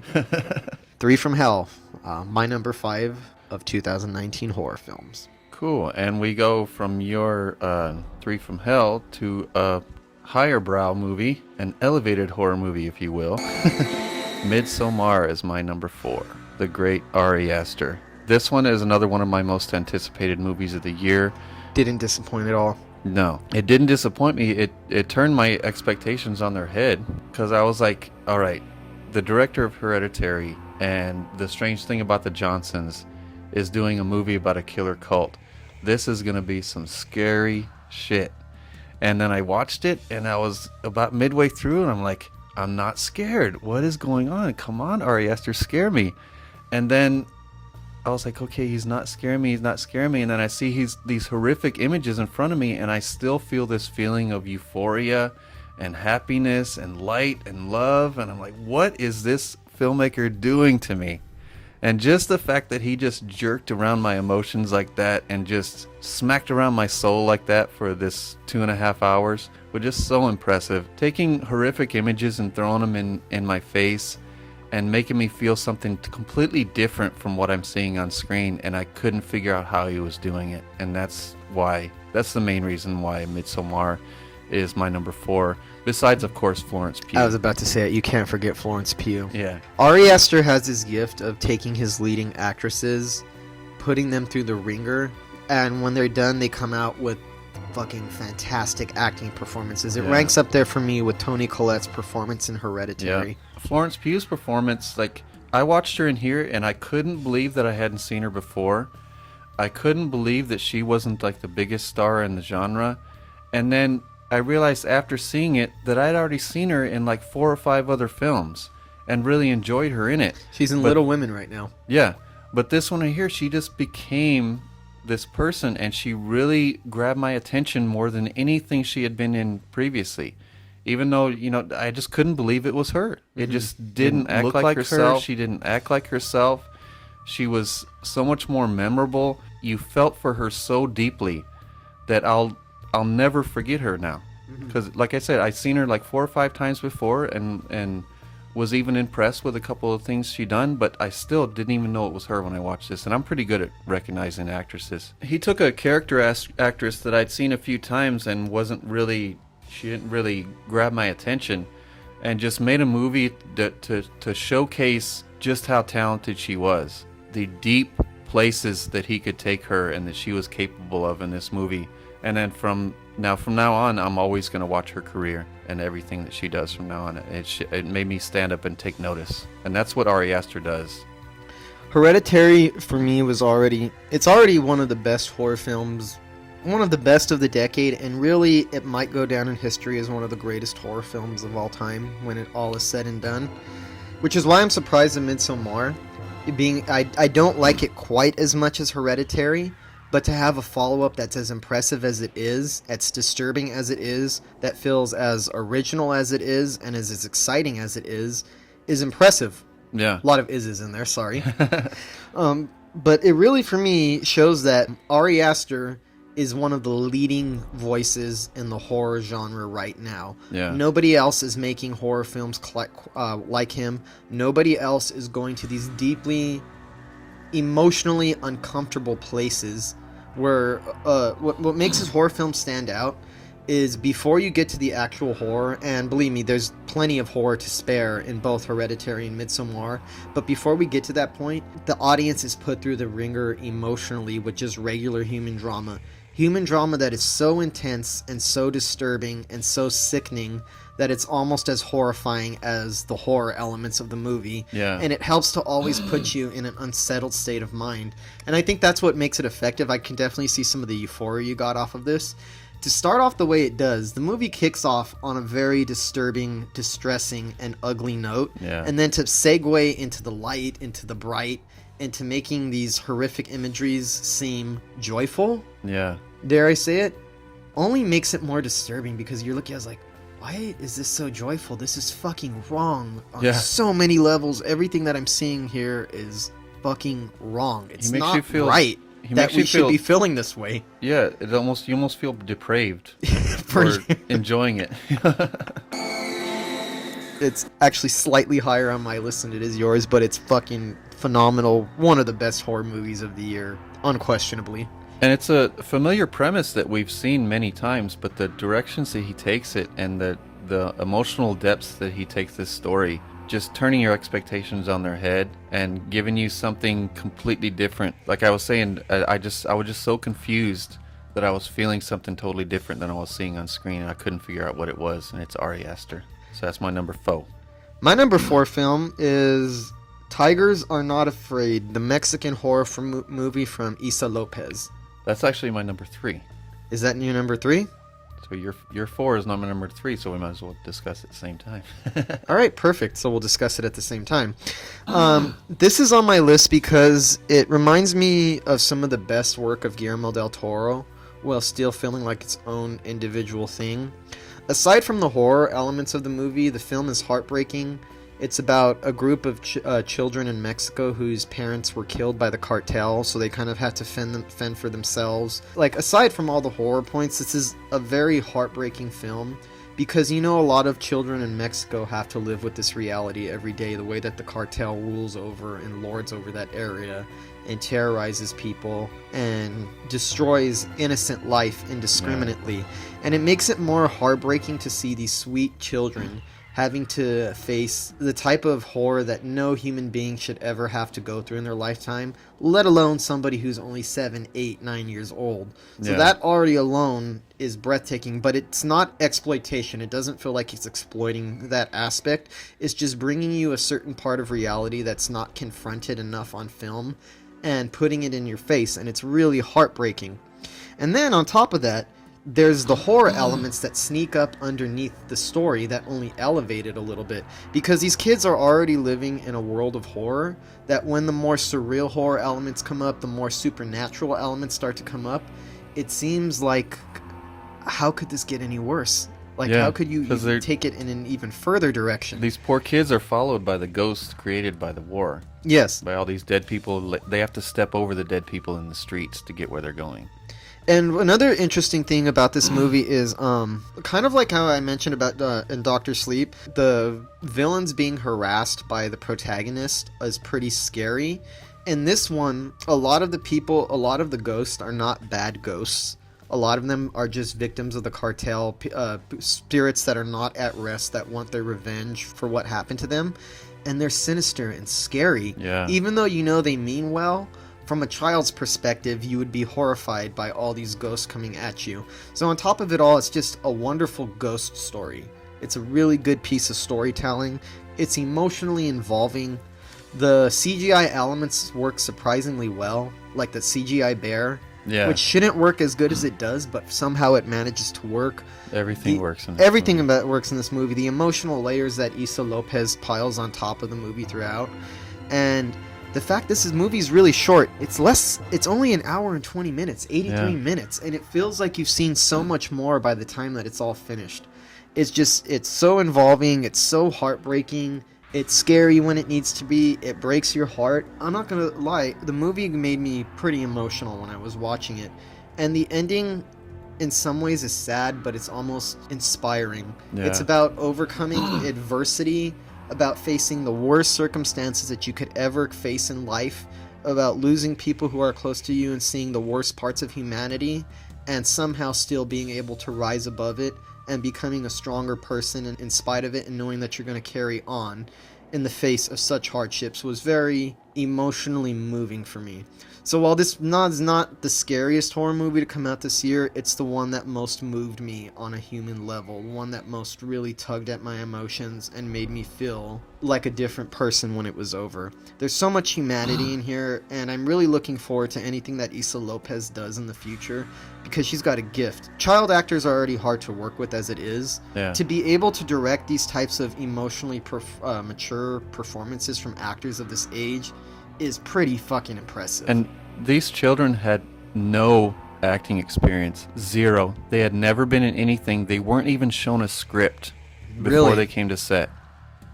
That was completely that director telling them what to do and them getting in front of the camera and doing it. And it's so impressive. I could not believe that when I heard that. Issa Lopez, she has such a gift for working with child actors, then, because those children are not the easiest people to work with on set as far as actors go. And the two standouts, Paula Lara as Estrella and Juan Ramon Lopez as El Shine, they both there was an emotional depth to them and a realness to them. And you felt everything that they felt, and even especially the El Shine character. He was a complex character. He wasn't just an innocent little kid. He was kind of hardened by what he'd been through, but he still had a heart and a soul that this little girl kind of seemed to bring out in him. For me, not many films cast a spell like this one, and I'm still under it. I'm still under the spell. I get choked up every time I try to talk about this movie. It's not just one of the best horror movies of the year. It's just one of the best films of 2019. One of the biggest standouts. It evokes Guillermo del Toro's storytelling at its best without ever feeling like a ripoff. It still feels like its own original thing. I thought it was a fantastic, magical work. Honestly, it's at my number 3, but I'll be honest with you, I can't go into it any further. I'm getting a little choked up, and I don't want to get choked up again. If you want to hear exactly what we thought of this and go in depth into this movie, go back a few episodes and check out our episode where we talk about this. It's the same episode where we talk about One Cut of the Dead. Yeah. Listen to this podcast, or I'll jab your eyes out with an ice pick. My number 3 movie is one you just mentioned, Midsommar, from the wonderful, magnificent Ari Aster, one of the leading voices in the horror genre. What can I say that you already didn't say? I'm going to try anyway. It's disturbing, but it doesn't feel disturbing, and the fact that it doesn't feel disturbing when you're looking at something disturbing goes right back around to making it very disturbing. Yeah. It puts you through the emotional ringer the way that Hereditary does. And this is another aspect that I feel a lot of people is a little bit underrated. If you've ever done psychedelics before, particularly shrooms, I don't know if I've ever seen a movie capture the experience of what it's like to be on shrooms as well as this one. The way that if you take shrooms and you're doing it in an area that's all nature or all grass and all flowers, as you stare at everything in nature, from all the trees to the flowers, the grass, it looks like everything is alive, and it looks like everything is breathing. And when you're watching the movie, it's disorienting when the characters are having their psychedelic experiences. You could see the flowers subtly breathing in and out, and it starts to put you in a really disorienting state of mind. And there's something a little bit euphoric about it, but something queasy underneath, because you know that despite what you see on the surfaces, despite the bright sunny picture you see, the beautiful imagery, the idyllic scenery, it starts to put a queasiness underneath. At least that's what I got out of it, because I felt slightly euphoric, but I started feeling dirty for it feeling so euphoric that it makes me feel a little bit sick. And the movie goes to really weird, strange places. It's gorier than Hereditary and probably a little bit more disturbing than Hereditary. The acting is fucking powerful. Florence Pugh is a powerhouse actress, and this is her moment to shine. Jack Reynor as Christian, fucking asshole, totally despicable, unlikable character. But man, Jack Reynor did a good job of selling him, not only being an asshole, but stripping him emotionally and literally down to the bone, and making it feel like he's exposed to the most raw corners of his psyche. Will Poulter as the fucking asshole in this movie is easy to root against, also kind of funny, brings some much needed comic relief and comic humor. The balance between euphoric happiness, idyllic scenery, with disturbing imagery, violence, and a sense of queasiness gives the film a very off-kilter quality. The whole time you're watching it, everything feels slightly off, and it feels slightly wrong. I love the ending of the movie. I love the ambiguity of it, and I like how you could interpret it to mean so many different things depending on which perspective that you watch it from, because I've heard people debate the ending, how they feel about it, or whether or not it was justified. But I like that it provokes the audience into discussion. And it just shows that Ari Aster is willing to go places that other horror filmmakers are not willing to go. He's willing to get underneath to the worst parts of our emotions, the worst parts of the human experiences, and put it under a magnifying glass and elevate it. And then to shove it in with the horror elements makes everything that he does unique. There's nobody else doing what Ari Aster does. Nobody has that masterful manipulation of the horror and the emotional queasiness put together to give you a wholly unique experience. It's one of the standouts of 2019 horror films. Not quite as good as Hereditary, but Hereditary is one of those movies that for me is really hard to top. The fact that it's as good as it is impressive and shows me that Ari Aster is one of the top voices in the horror genre right now. I'm waiting with bated breath to see whatever he comes with next, because nobody makes films like Ari Aster. He's definitely one of the... Just 2 films, he has become one of the kings of the genre as far as I'm concerned. And this is another one with a 3-hour director's cut that just came out, and yes, please, give it to me. Yes, I still haven't seen that, and I hear that's better, so for me to love the theatrical cut this much, I can only imagine how much I'm going to enjoy the director's cut when I finally get to see it. I hear it kind of alters the effect of it, and it kind of makes it more disturbing. I don't know if I want that or not. What's cool about it is that you'll have 2 different versions. Yeah. If it does make you feel different, you can go to a different version of the movie depending on what you're trying to get out of it. Because it made me feel like I would be susceptible to this cult. Like I would have been right in there with Christian, getting my ass handed to me. All right, that brings us to my number 2, which is another so-called elevated horror film. The Lighthouse. That's my number 2. Really? The Lighthouse. Yes, Robert Eggers. I surprised myself. Before we proceed, have we ever had a list that matched up this much? I don't think so. Because Mike and I, when we put these lists together, we do it individually and we don't consult each other. So we try to make it a surprise for each other when we get on the podcast. I don't think there's been a list where we've had as many films in the exact same spots as now. This is completely unplanned, just so the audience knows. This is not something we did intentionally. Yeah, before it was always 1, 2 at the most that we would match on. This one has a good handful. So, all right, number 2 for both of us, The Lighthouse. Yep, directed by the great Robert Eggers, one of the finest up-and-coming horror directors, and he's not even up-and-coming to me anymore. He's a solidified force in the horror genre. He's a force of nature. Where I cannot wait to see it. If he could fart into a microphone and I'd sit there and listen to it. Shut up. It's directed by Robert Eggers, co-written with Max Eggers, his brother. Mm-hmm. And Max came up with the story in 2012. It's about 2 men on a remote New England island in the 1890s. It's a hypnotic and hallucinatory tale loosely based on real-life tragedy from 1801. The aspect ratio, the lens that they used, because they used lenses from, we discussed this before, from 1918 to 1938, and it made the aspect ratio square. And then the fact that it's a square aspect ratio and you forget about it within 2 minutes, you forget that you're watching a square picture. I feel like it's transporting too, because the movie has for me anyway, it has a very timeless quality. Almost like it fell through space and time and just landed in 2019. It feels like it's something special that was unearthed from a different era. Yeah. But still way ahead of its time. I'm going to say this is number 2 on my list.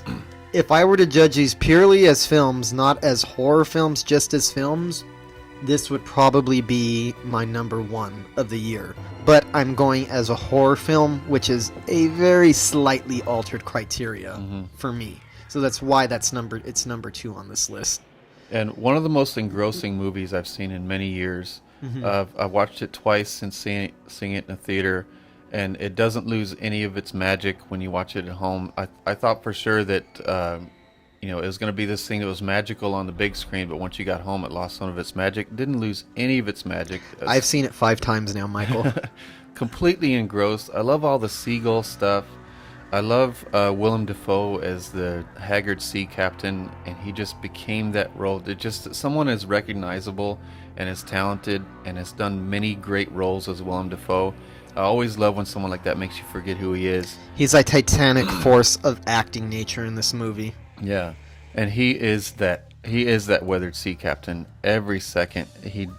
You don't see it break at all whatsoever. He's mysterious. He's funny. He's wise. He's enigmatic. You don't know quite what he is. You don't know quite what the movie is. You don't know if these seagulls are really souls of men who died at sea. You kind of get that feeling that they are. Is Willem Dafoe some mystical sea creature who's enchanted by the light?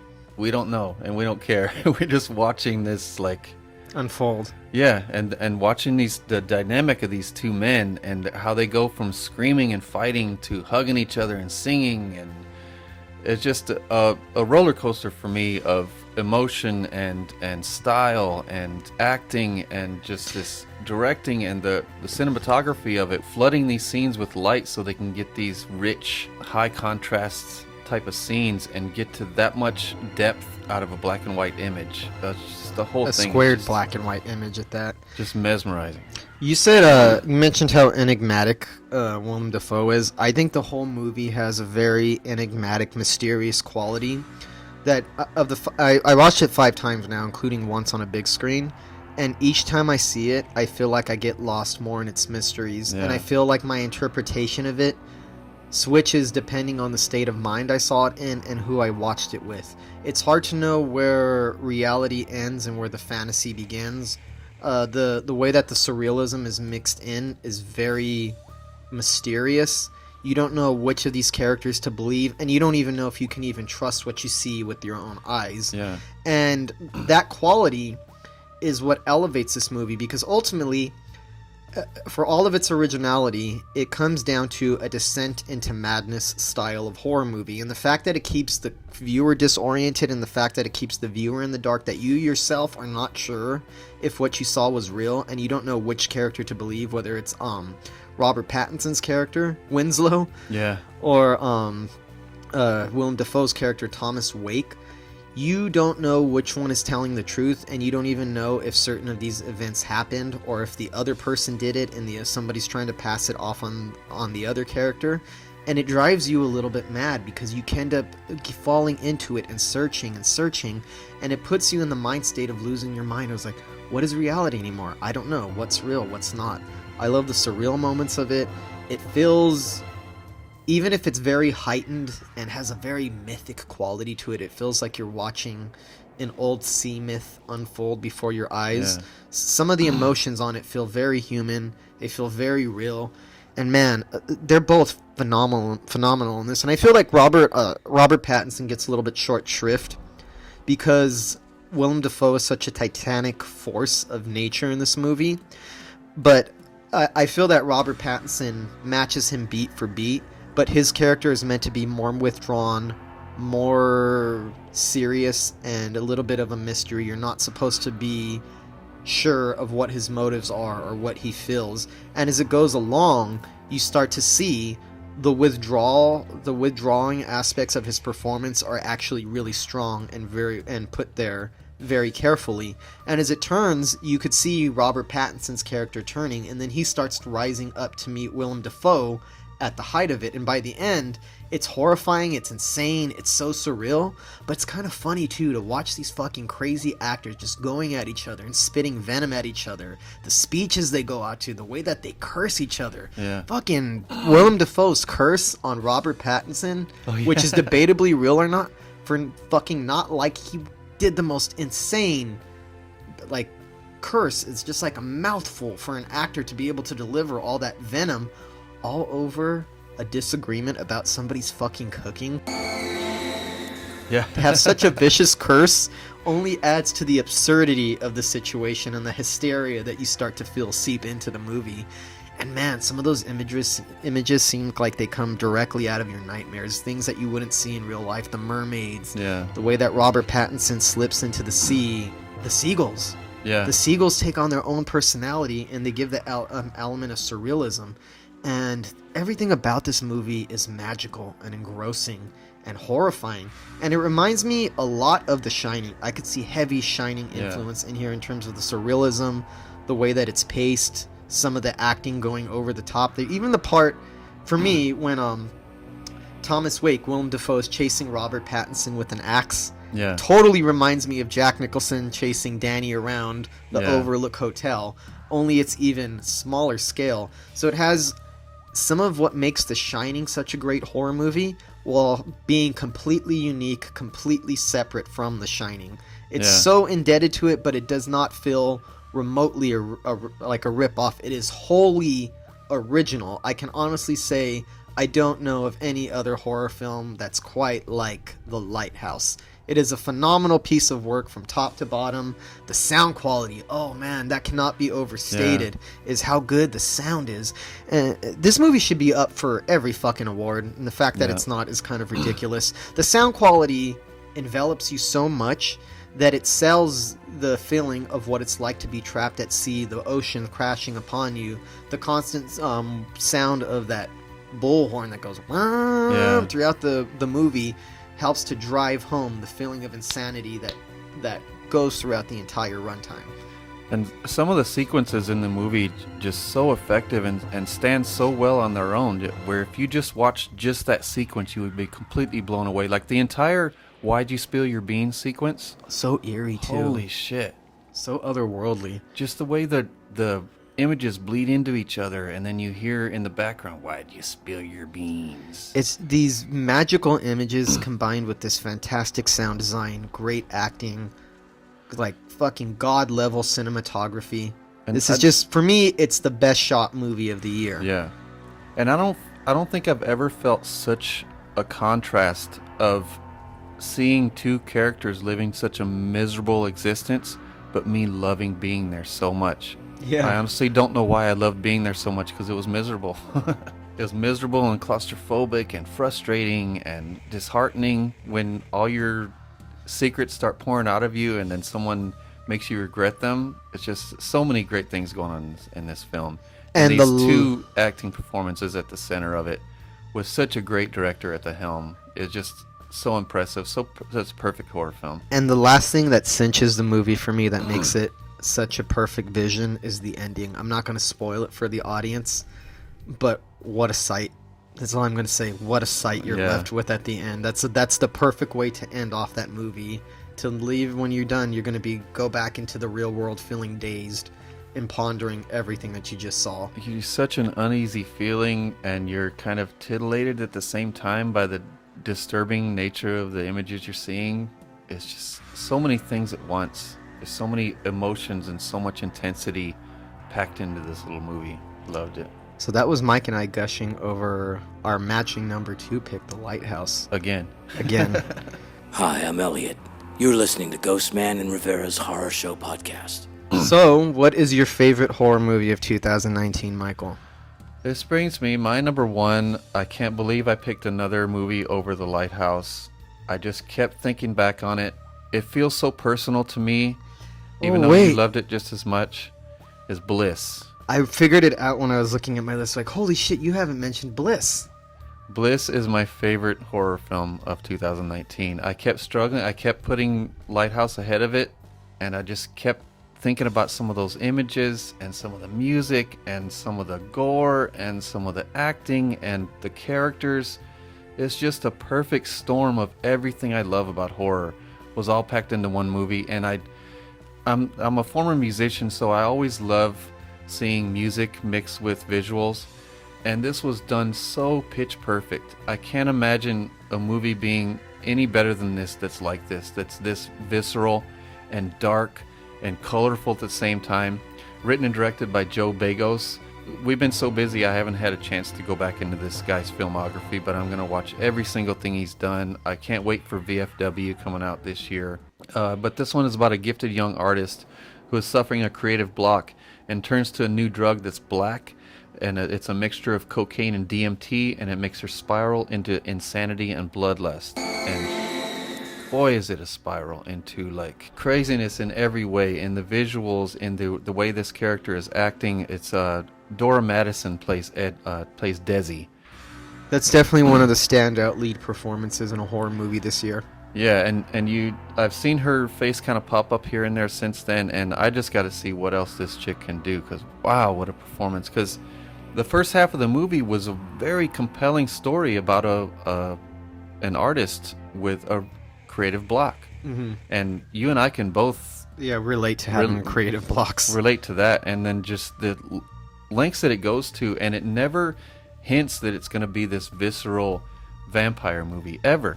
It just seems like a really highly effective, very visual character piece. I like their take on the vampire lore, because I don't know if I've ever seen it portrayed this way, where I mentioned it earlier, it seems to ape some of the style of a movie like Requiem for a Dream or Trainspotting, the type of misery that comes with drug addiction. This portrays vampirism as the equivalent to being addicted to drugs, the fucking insatiable appetite that you have no control over, that you need it in your body immediately. And The title Bliss already suggests some sort of drugged out haze to begin with, and the movie does a good job of selling the idea of vampirism as addiction, as an uncontrollable, insatiable addiction that you have no handle on. Well, it did something else that really impressed me, which was it was so grounded in reality that even when you seen hints of vampirism and that this was going to turn supernatural and it was going to turn very horror, it felt shocking to me. Mm-hmm. It felt like I was in denial that it was a vampire film, even though I seen like 3 or 4 instances in a row, like, holy shit, this is going in a vampire direction. But I was like, I still don't think it was a vampire film. The first 2 vampire-esque incidents happen. Yeah. It just seems like it's part of the drug-induced insanity. Yeah, I thought it's just hinting at it. And then as it goes on, you're like, oh, wait, I don't think this is just them acting crazy or biting people. They're actually fucking vampires. Yeah.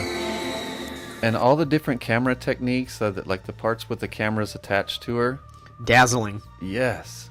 And the some of the handheld stuff that felt very choreographed, but it was so wild at the same time. Like, yeah, I couldn't imagine how they got all these visuals with such a camera that's in constant motion, and they were still able to capture these as if they choreographed it perfectly to capture that exact image when they turn the camera that exact way. And it almost seems like it was inadvertent, but it was. The movie feels like it's spinning wildly out of control, but it's very controlled at the same time, almost like a controlled insanity.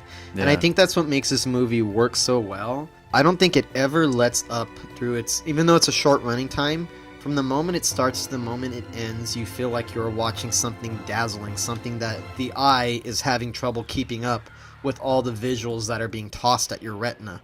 It's hard to fathom everything, and I saw it a couple times. I think you do have to see it 2 or 3 times to get everything out of this movie, because it throws so much at you at such a fast pace that there's no way that you can process all of it happening at once. Yeah. And just as a piece of filmmaking, if anybody knows how hard it is to make a film, the way that this is shot, the way that this is edited, the way that it's scored to the music, holy fucking shit. What a gifted filmmaker we have here. Yeah. What a gifted horror filmmaker. What a uniquely gifted horror filmmaker we have here. And look at that sound mix. Look how impressive the sound mix was. How it goes from this blaring music where it's almost a music video, and it kind of bleeds into score, and then it's like ambient room sounds, and it just back to the music again, and you never know when the music's going to pop up and be in your face, and it all works every time. It seems like it should feel like a music video, but it doesn't. It probably has the most impressive gore scenes in any horror movie this year. Every attack is visceral. Some of it's literally throat-ripping. It's hard not to be jarred by the level of brutality that you see on display here. And oh my god, here's another part that I forgot. When the main character, when she's spiraling out of control, you could tell that it's really miserable, and she hears voices which are just herself laughing at her. She attempts to kill herself. It is so disorienting that I started to feel anxiety towards the end of the movie, that I felt like I was trapped with her in that horrifying descent into insanity, where you're like, this is so over the top and this is so extreme that this can't be real. But then you realize it is actually real. Everything that you're seeing is actually happening. It's not in somebody's head. This is not ambiguous, or is she going mad? No, she is stuck in the worst possible nightmare that you could think of. Yeah, and just the emotion that it made me feel like it was similar to Carrie. Mm-hmm. Like I felt that same kind of despair and depression for her. Like it's a good person who's been influenced by something else, and she's taken it way too far, and she's killed people, including her friends. So that is your number one? Yep, that's my number one of the year. Understandable choice. Made in my top 10, didn't make it my number one, but it is a fantastic film, and it's impressive as fuck.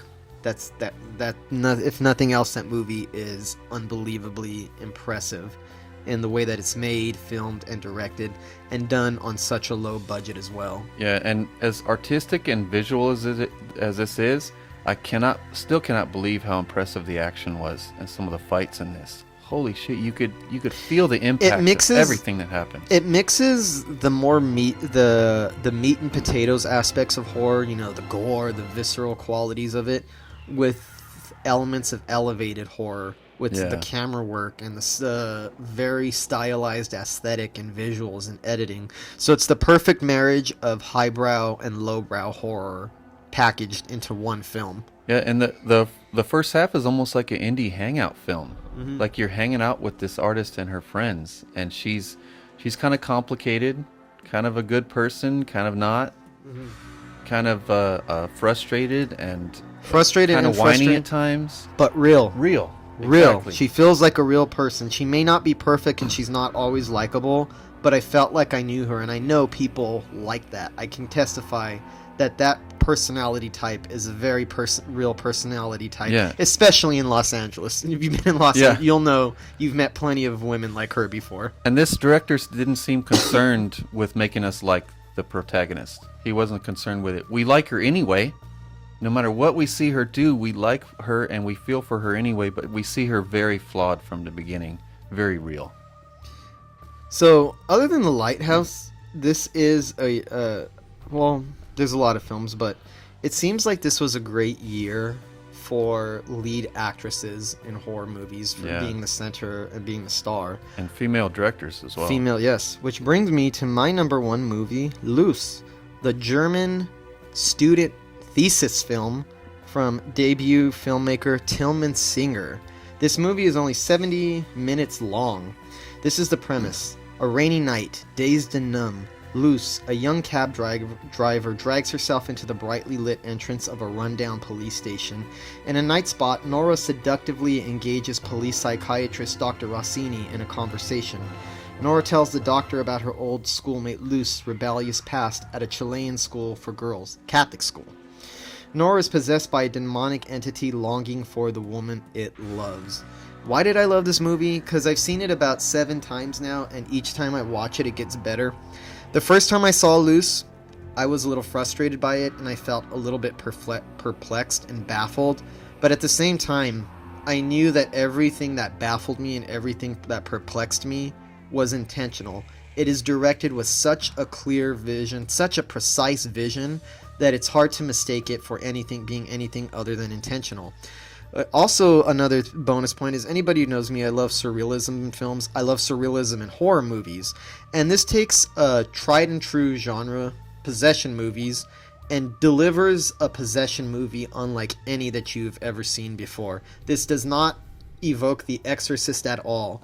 That in itself is an achievement. To make a possession film that does not evoke The Exorcist in any way, shape, or form is fucking unbelievably impressive in my book. Yeah. It's hard not to do a possession film without feeling like you're ripping that off, and this film doesn't feel remotely influenced by it at all.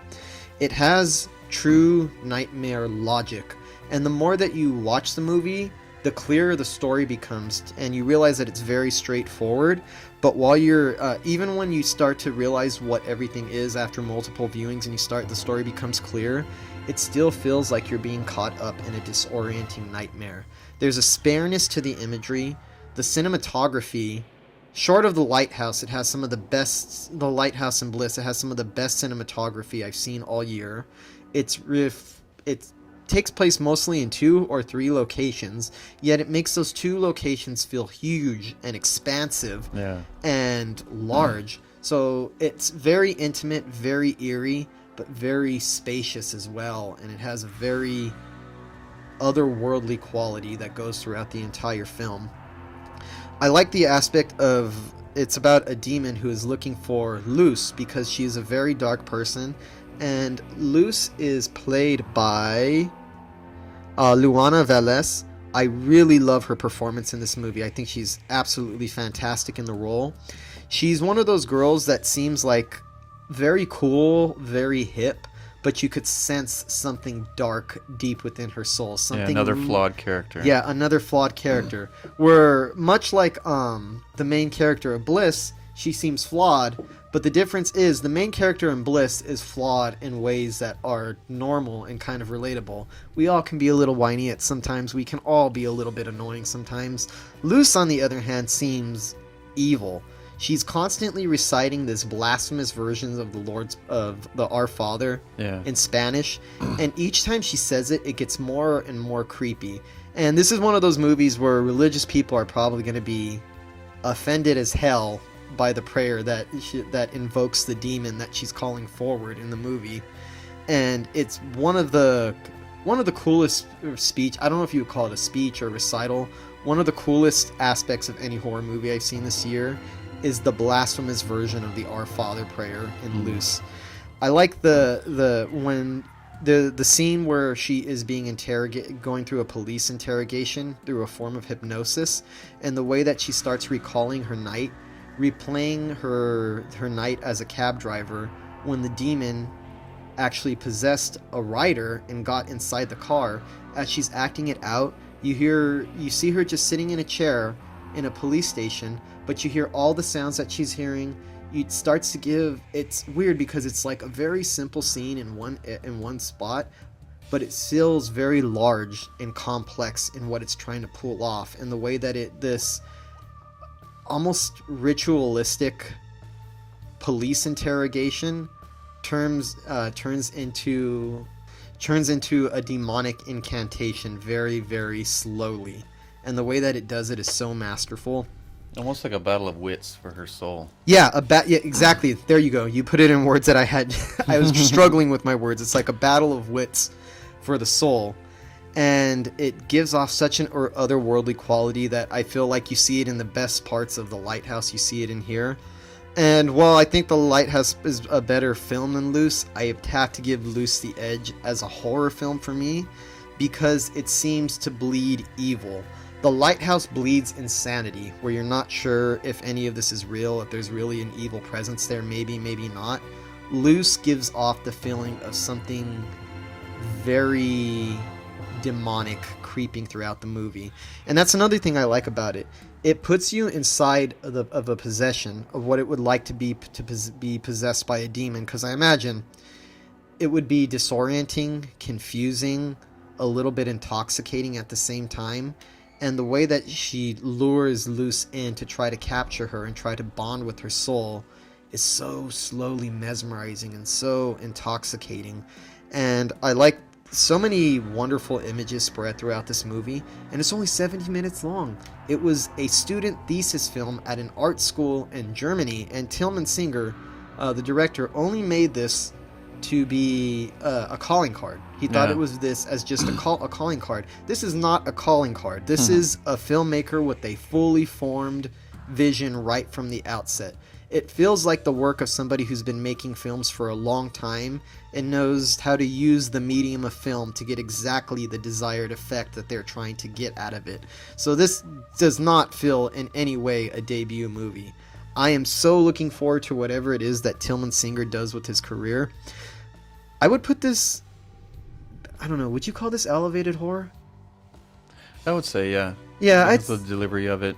Just the delivery, inconspicuous nature of it. Yeah, it has aspects of elevated horror, but at the same time, it evokes, it's kind of nostalgic in what it evokes. It feels like a throwback to 1980s European horror. It's shot on 16mm film, and you could totally tell. The fact that it wasn't shot on digital is a big part of what contributes to the atmosphere of the movie. It feels like you're watching a movie that could have been made decades ago, that could have been made in the 1980s. And that's another thing that I like about it. It feels so modern and fresh, but very indebted to a lot of inspirations at the same time. I could see a little Dario Argento in here. I could see a little Brian De Palma. I could see a little David Lynch. And by the way, I'm pretty convinced that if David Lynch saw this movie, he would like it a lot. I'd be surprised if he didn't like this film. Yeah. I'd be really shocked if he didn't. Overall, fantastic movie. The perfect nightmare for me. The perfect intoxicating nightmare. And the best version of what, for me anyway, of what it would feel like to have a demon trying to possess your soul. How disorienting and even romantic it might seem. Because that's what makes this, another thing that's unique is that the demon who is trying to possess Luce is not trying to possess her for nefarious purposes. The demon is in love with Luce. It's in love with her soul. It's in love with the darkness behind the woman. And you could sense that he just wants to bond, to have a soul bond with Luce. And by the end of the movie, when they are actually bonded together, you get a sense that this is a very dangerous being. More dangerous than these two could ever be on their own. Combined together, feels like you are really in the presence of true evil. And you feel this anxiety that she's going out into the world. Knowing shit, this is being released into the world. Yeah. When you realize that the demon is triumphant and it's bonded with Luce, and when she goes out into the real world, and the last shot as Luce is exiting the police building and looking back, and you hear somebody pleading not to let it out, you know that there is going to be unbelievable evil unleashed onto the world. It's so hypnotic, it's so original, it's so well directed, so well shot, and to me, it's the work of a future master filmmaker. It already feels like the work of somebody who's very seasoned in their filmmaking. I fucking loved Luce from top to bottom. It's very particular. I know this is not going to be for every horror fan's taste, and I can imagine some of our listeners watching it, and it is available on Shudder right now in the US. You might walk away disappointed, but watch it again, pay attention, give it a chance. I could see this being a turn off for a certain type of horror fan, but if you're one of those horror fans that's seeking something original, something experimental, something really out of the ordinary, you might find what you're looking for in Luce. And watch it with a friend and discuss it with them afterwards. And yes. You'll probably still get the same effect as you and I did, where we were both a little confused and perplexed, and then we started talking to each other about it, and we had it all figured out. We knew exactly what happened. I don't think I've ever had that experience for a movie where the whole time I was a little confused, and when Mike and I were done watching it, we started discussing the plot and laying it out to each other, and we were like, holy shit, I actually get what's going on. It makes sense. So just talk your way through it, and then watch it again. It's only 70 minutes long, so it's easy to watch more than once. It's very brisk, and it goes by just like that. Yeah. So my number one horror film of the year is Luce, the German student thesis film that fucking blew me away. I can't believe that that's a debut filmmaker. I can't believe that's a fucking student film. Yeah. In any film class, that would be the envy of every student in the class. And it's better than most of what passes, than most of the studio fare that gets released on a regular basis. It's an excellent story that's not spoon-fed to you. Yeah, and that's another thing that's going to be a turnoff. It's like Michael said, the director does not spoon-feed you the story. He does not hold your hand while you're going through it. So if you need your movies spelled out to you, this is not going to be for you. If you need your hand held at every turn, if you need a lot of exposition, this is going to turn you off. It's going to turn you off. But I feel like the fact that it doesn't spoon feed you makes it feel more authentic, because you are feeling the same type of confusion that Luce is feeling. You are you are stuck in a nightmare that makes no sense. And let's be honest, when you're stuck in the worst nightmares that you have while you're dreaming, while you're sleeping, oftentimes they don't make sense. They're really inexplicable. They're hard to parse together, but you know that what you're experiencing is terrifying, and this movie delivers a perfect, disorienting nightmare. Cool. Yes, that was my number one. So I feel like our number one movies are very, they kind of match up in a certain way. Yeah. They both have flawed leading female characters. They're both short films. They're done on a much lower budget. They're both very show-offy films. I think both Bliss and Luce are very show-off pieces of filmmaking. Very stylistic. Stylistic to completely different ends. And they both feature cool as fuck lead characters. Cool as fuck women in the lead role. And neither of them feel like anything else that's out on the horror scene right now. Both of them are grainy, and both of them give off a vaguely nostalgic quality to them. They feel something like a throwback. So there seems to be, even when our movies didn't match up on our list, I feel like some of our spots kind of matched each other. We both have a giallo right here. Yeah, a similar dynamic. Yeah. A similar dynamic. And I found that very interesting about this podcast, seeing how our films match up even when they don't match up. Yeah. And seeing how much they do match up is another bonus. Yeah, and it seems some that we have a completely opposite opinion on. Yep. And some of them we have the same opinion. Interesting lists. Yes. So I had fun doing this. I hope you guys enjoyed them. Horror show exclusive. So next week we'll be reviewing movies like The Headhunter, more in-depth discussion of The Headhunter, of Rattlesnake from the director of 1922. What else? Assimilate. Girl on the Third Floor. So Yeah. we'll have a good handful of movies to discuss with you. And the week after that, we'll be bringing you the first of our 2-part podcast on the best horror films of the 2010s, the best horror movie, our favorite horror movies of the decade. Not going to say the best; these are just our list, our personal preference. And we'll see how many of our 2019 movies make it to the top of the decade list. We'll see. Should be interesting because it's been a very interesting decade for horror films.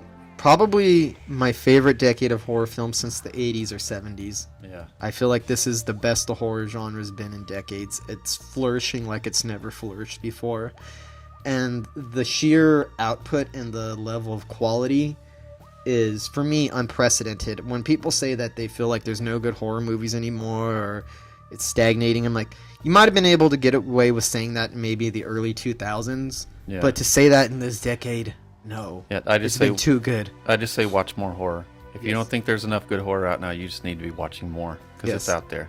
Yes, and get the Shudder app, people. Yes. That's a good way to discover a lot of good horror movies. So yeah, probably the most new horror films current are put on there than any other streaming service. Agreed. So you guys keep in contact with us by checking out our page, Instagram on @Pickles Horror Show, and on Facebook.com/Pickles Horror Show. We'll give you all the information on the any upcoming podcasts, and also all the stuff that's coming up with Pickles Horror Show on the American Horrors channel. And Pay Up. Also, Pay Up, our feature film, which will be coming out this year. It is almost done, and you'll get lots of details about that coming soon. Till next week, Happy happy horror. horror.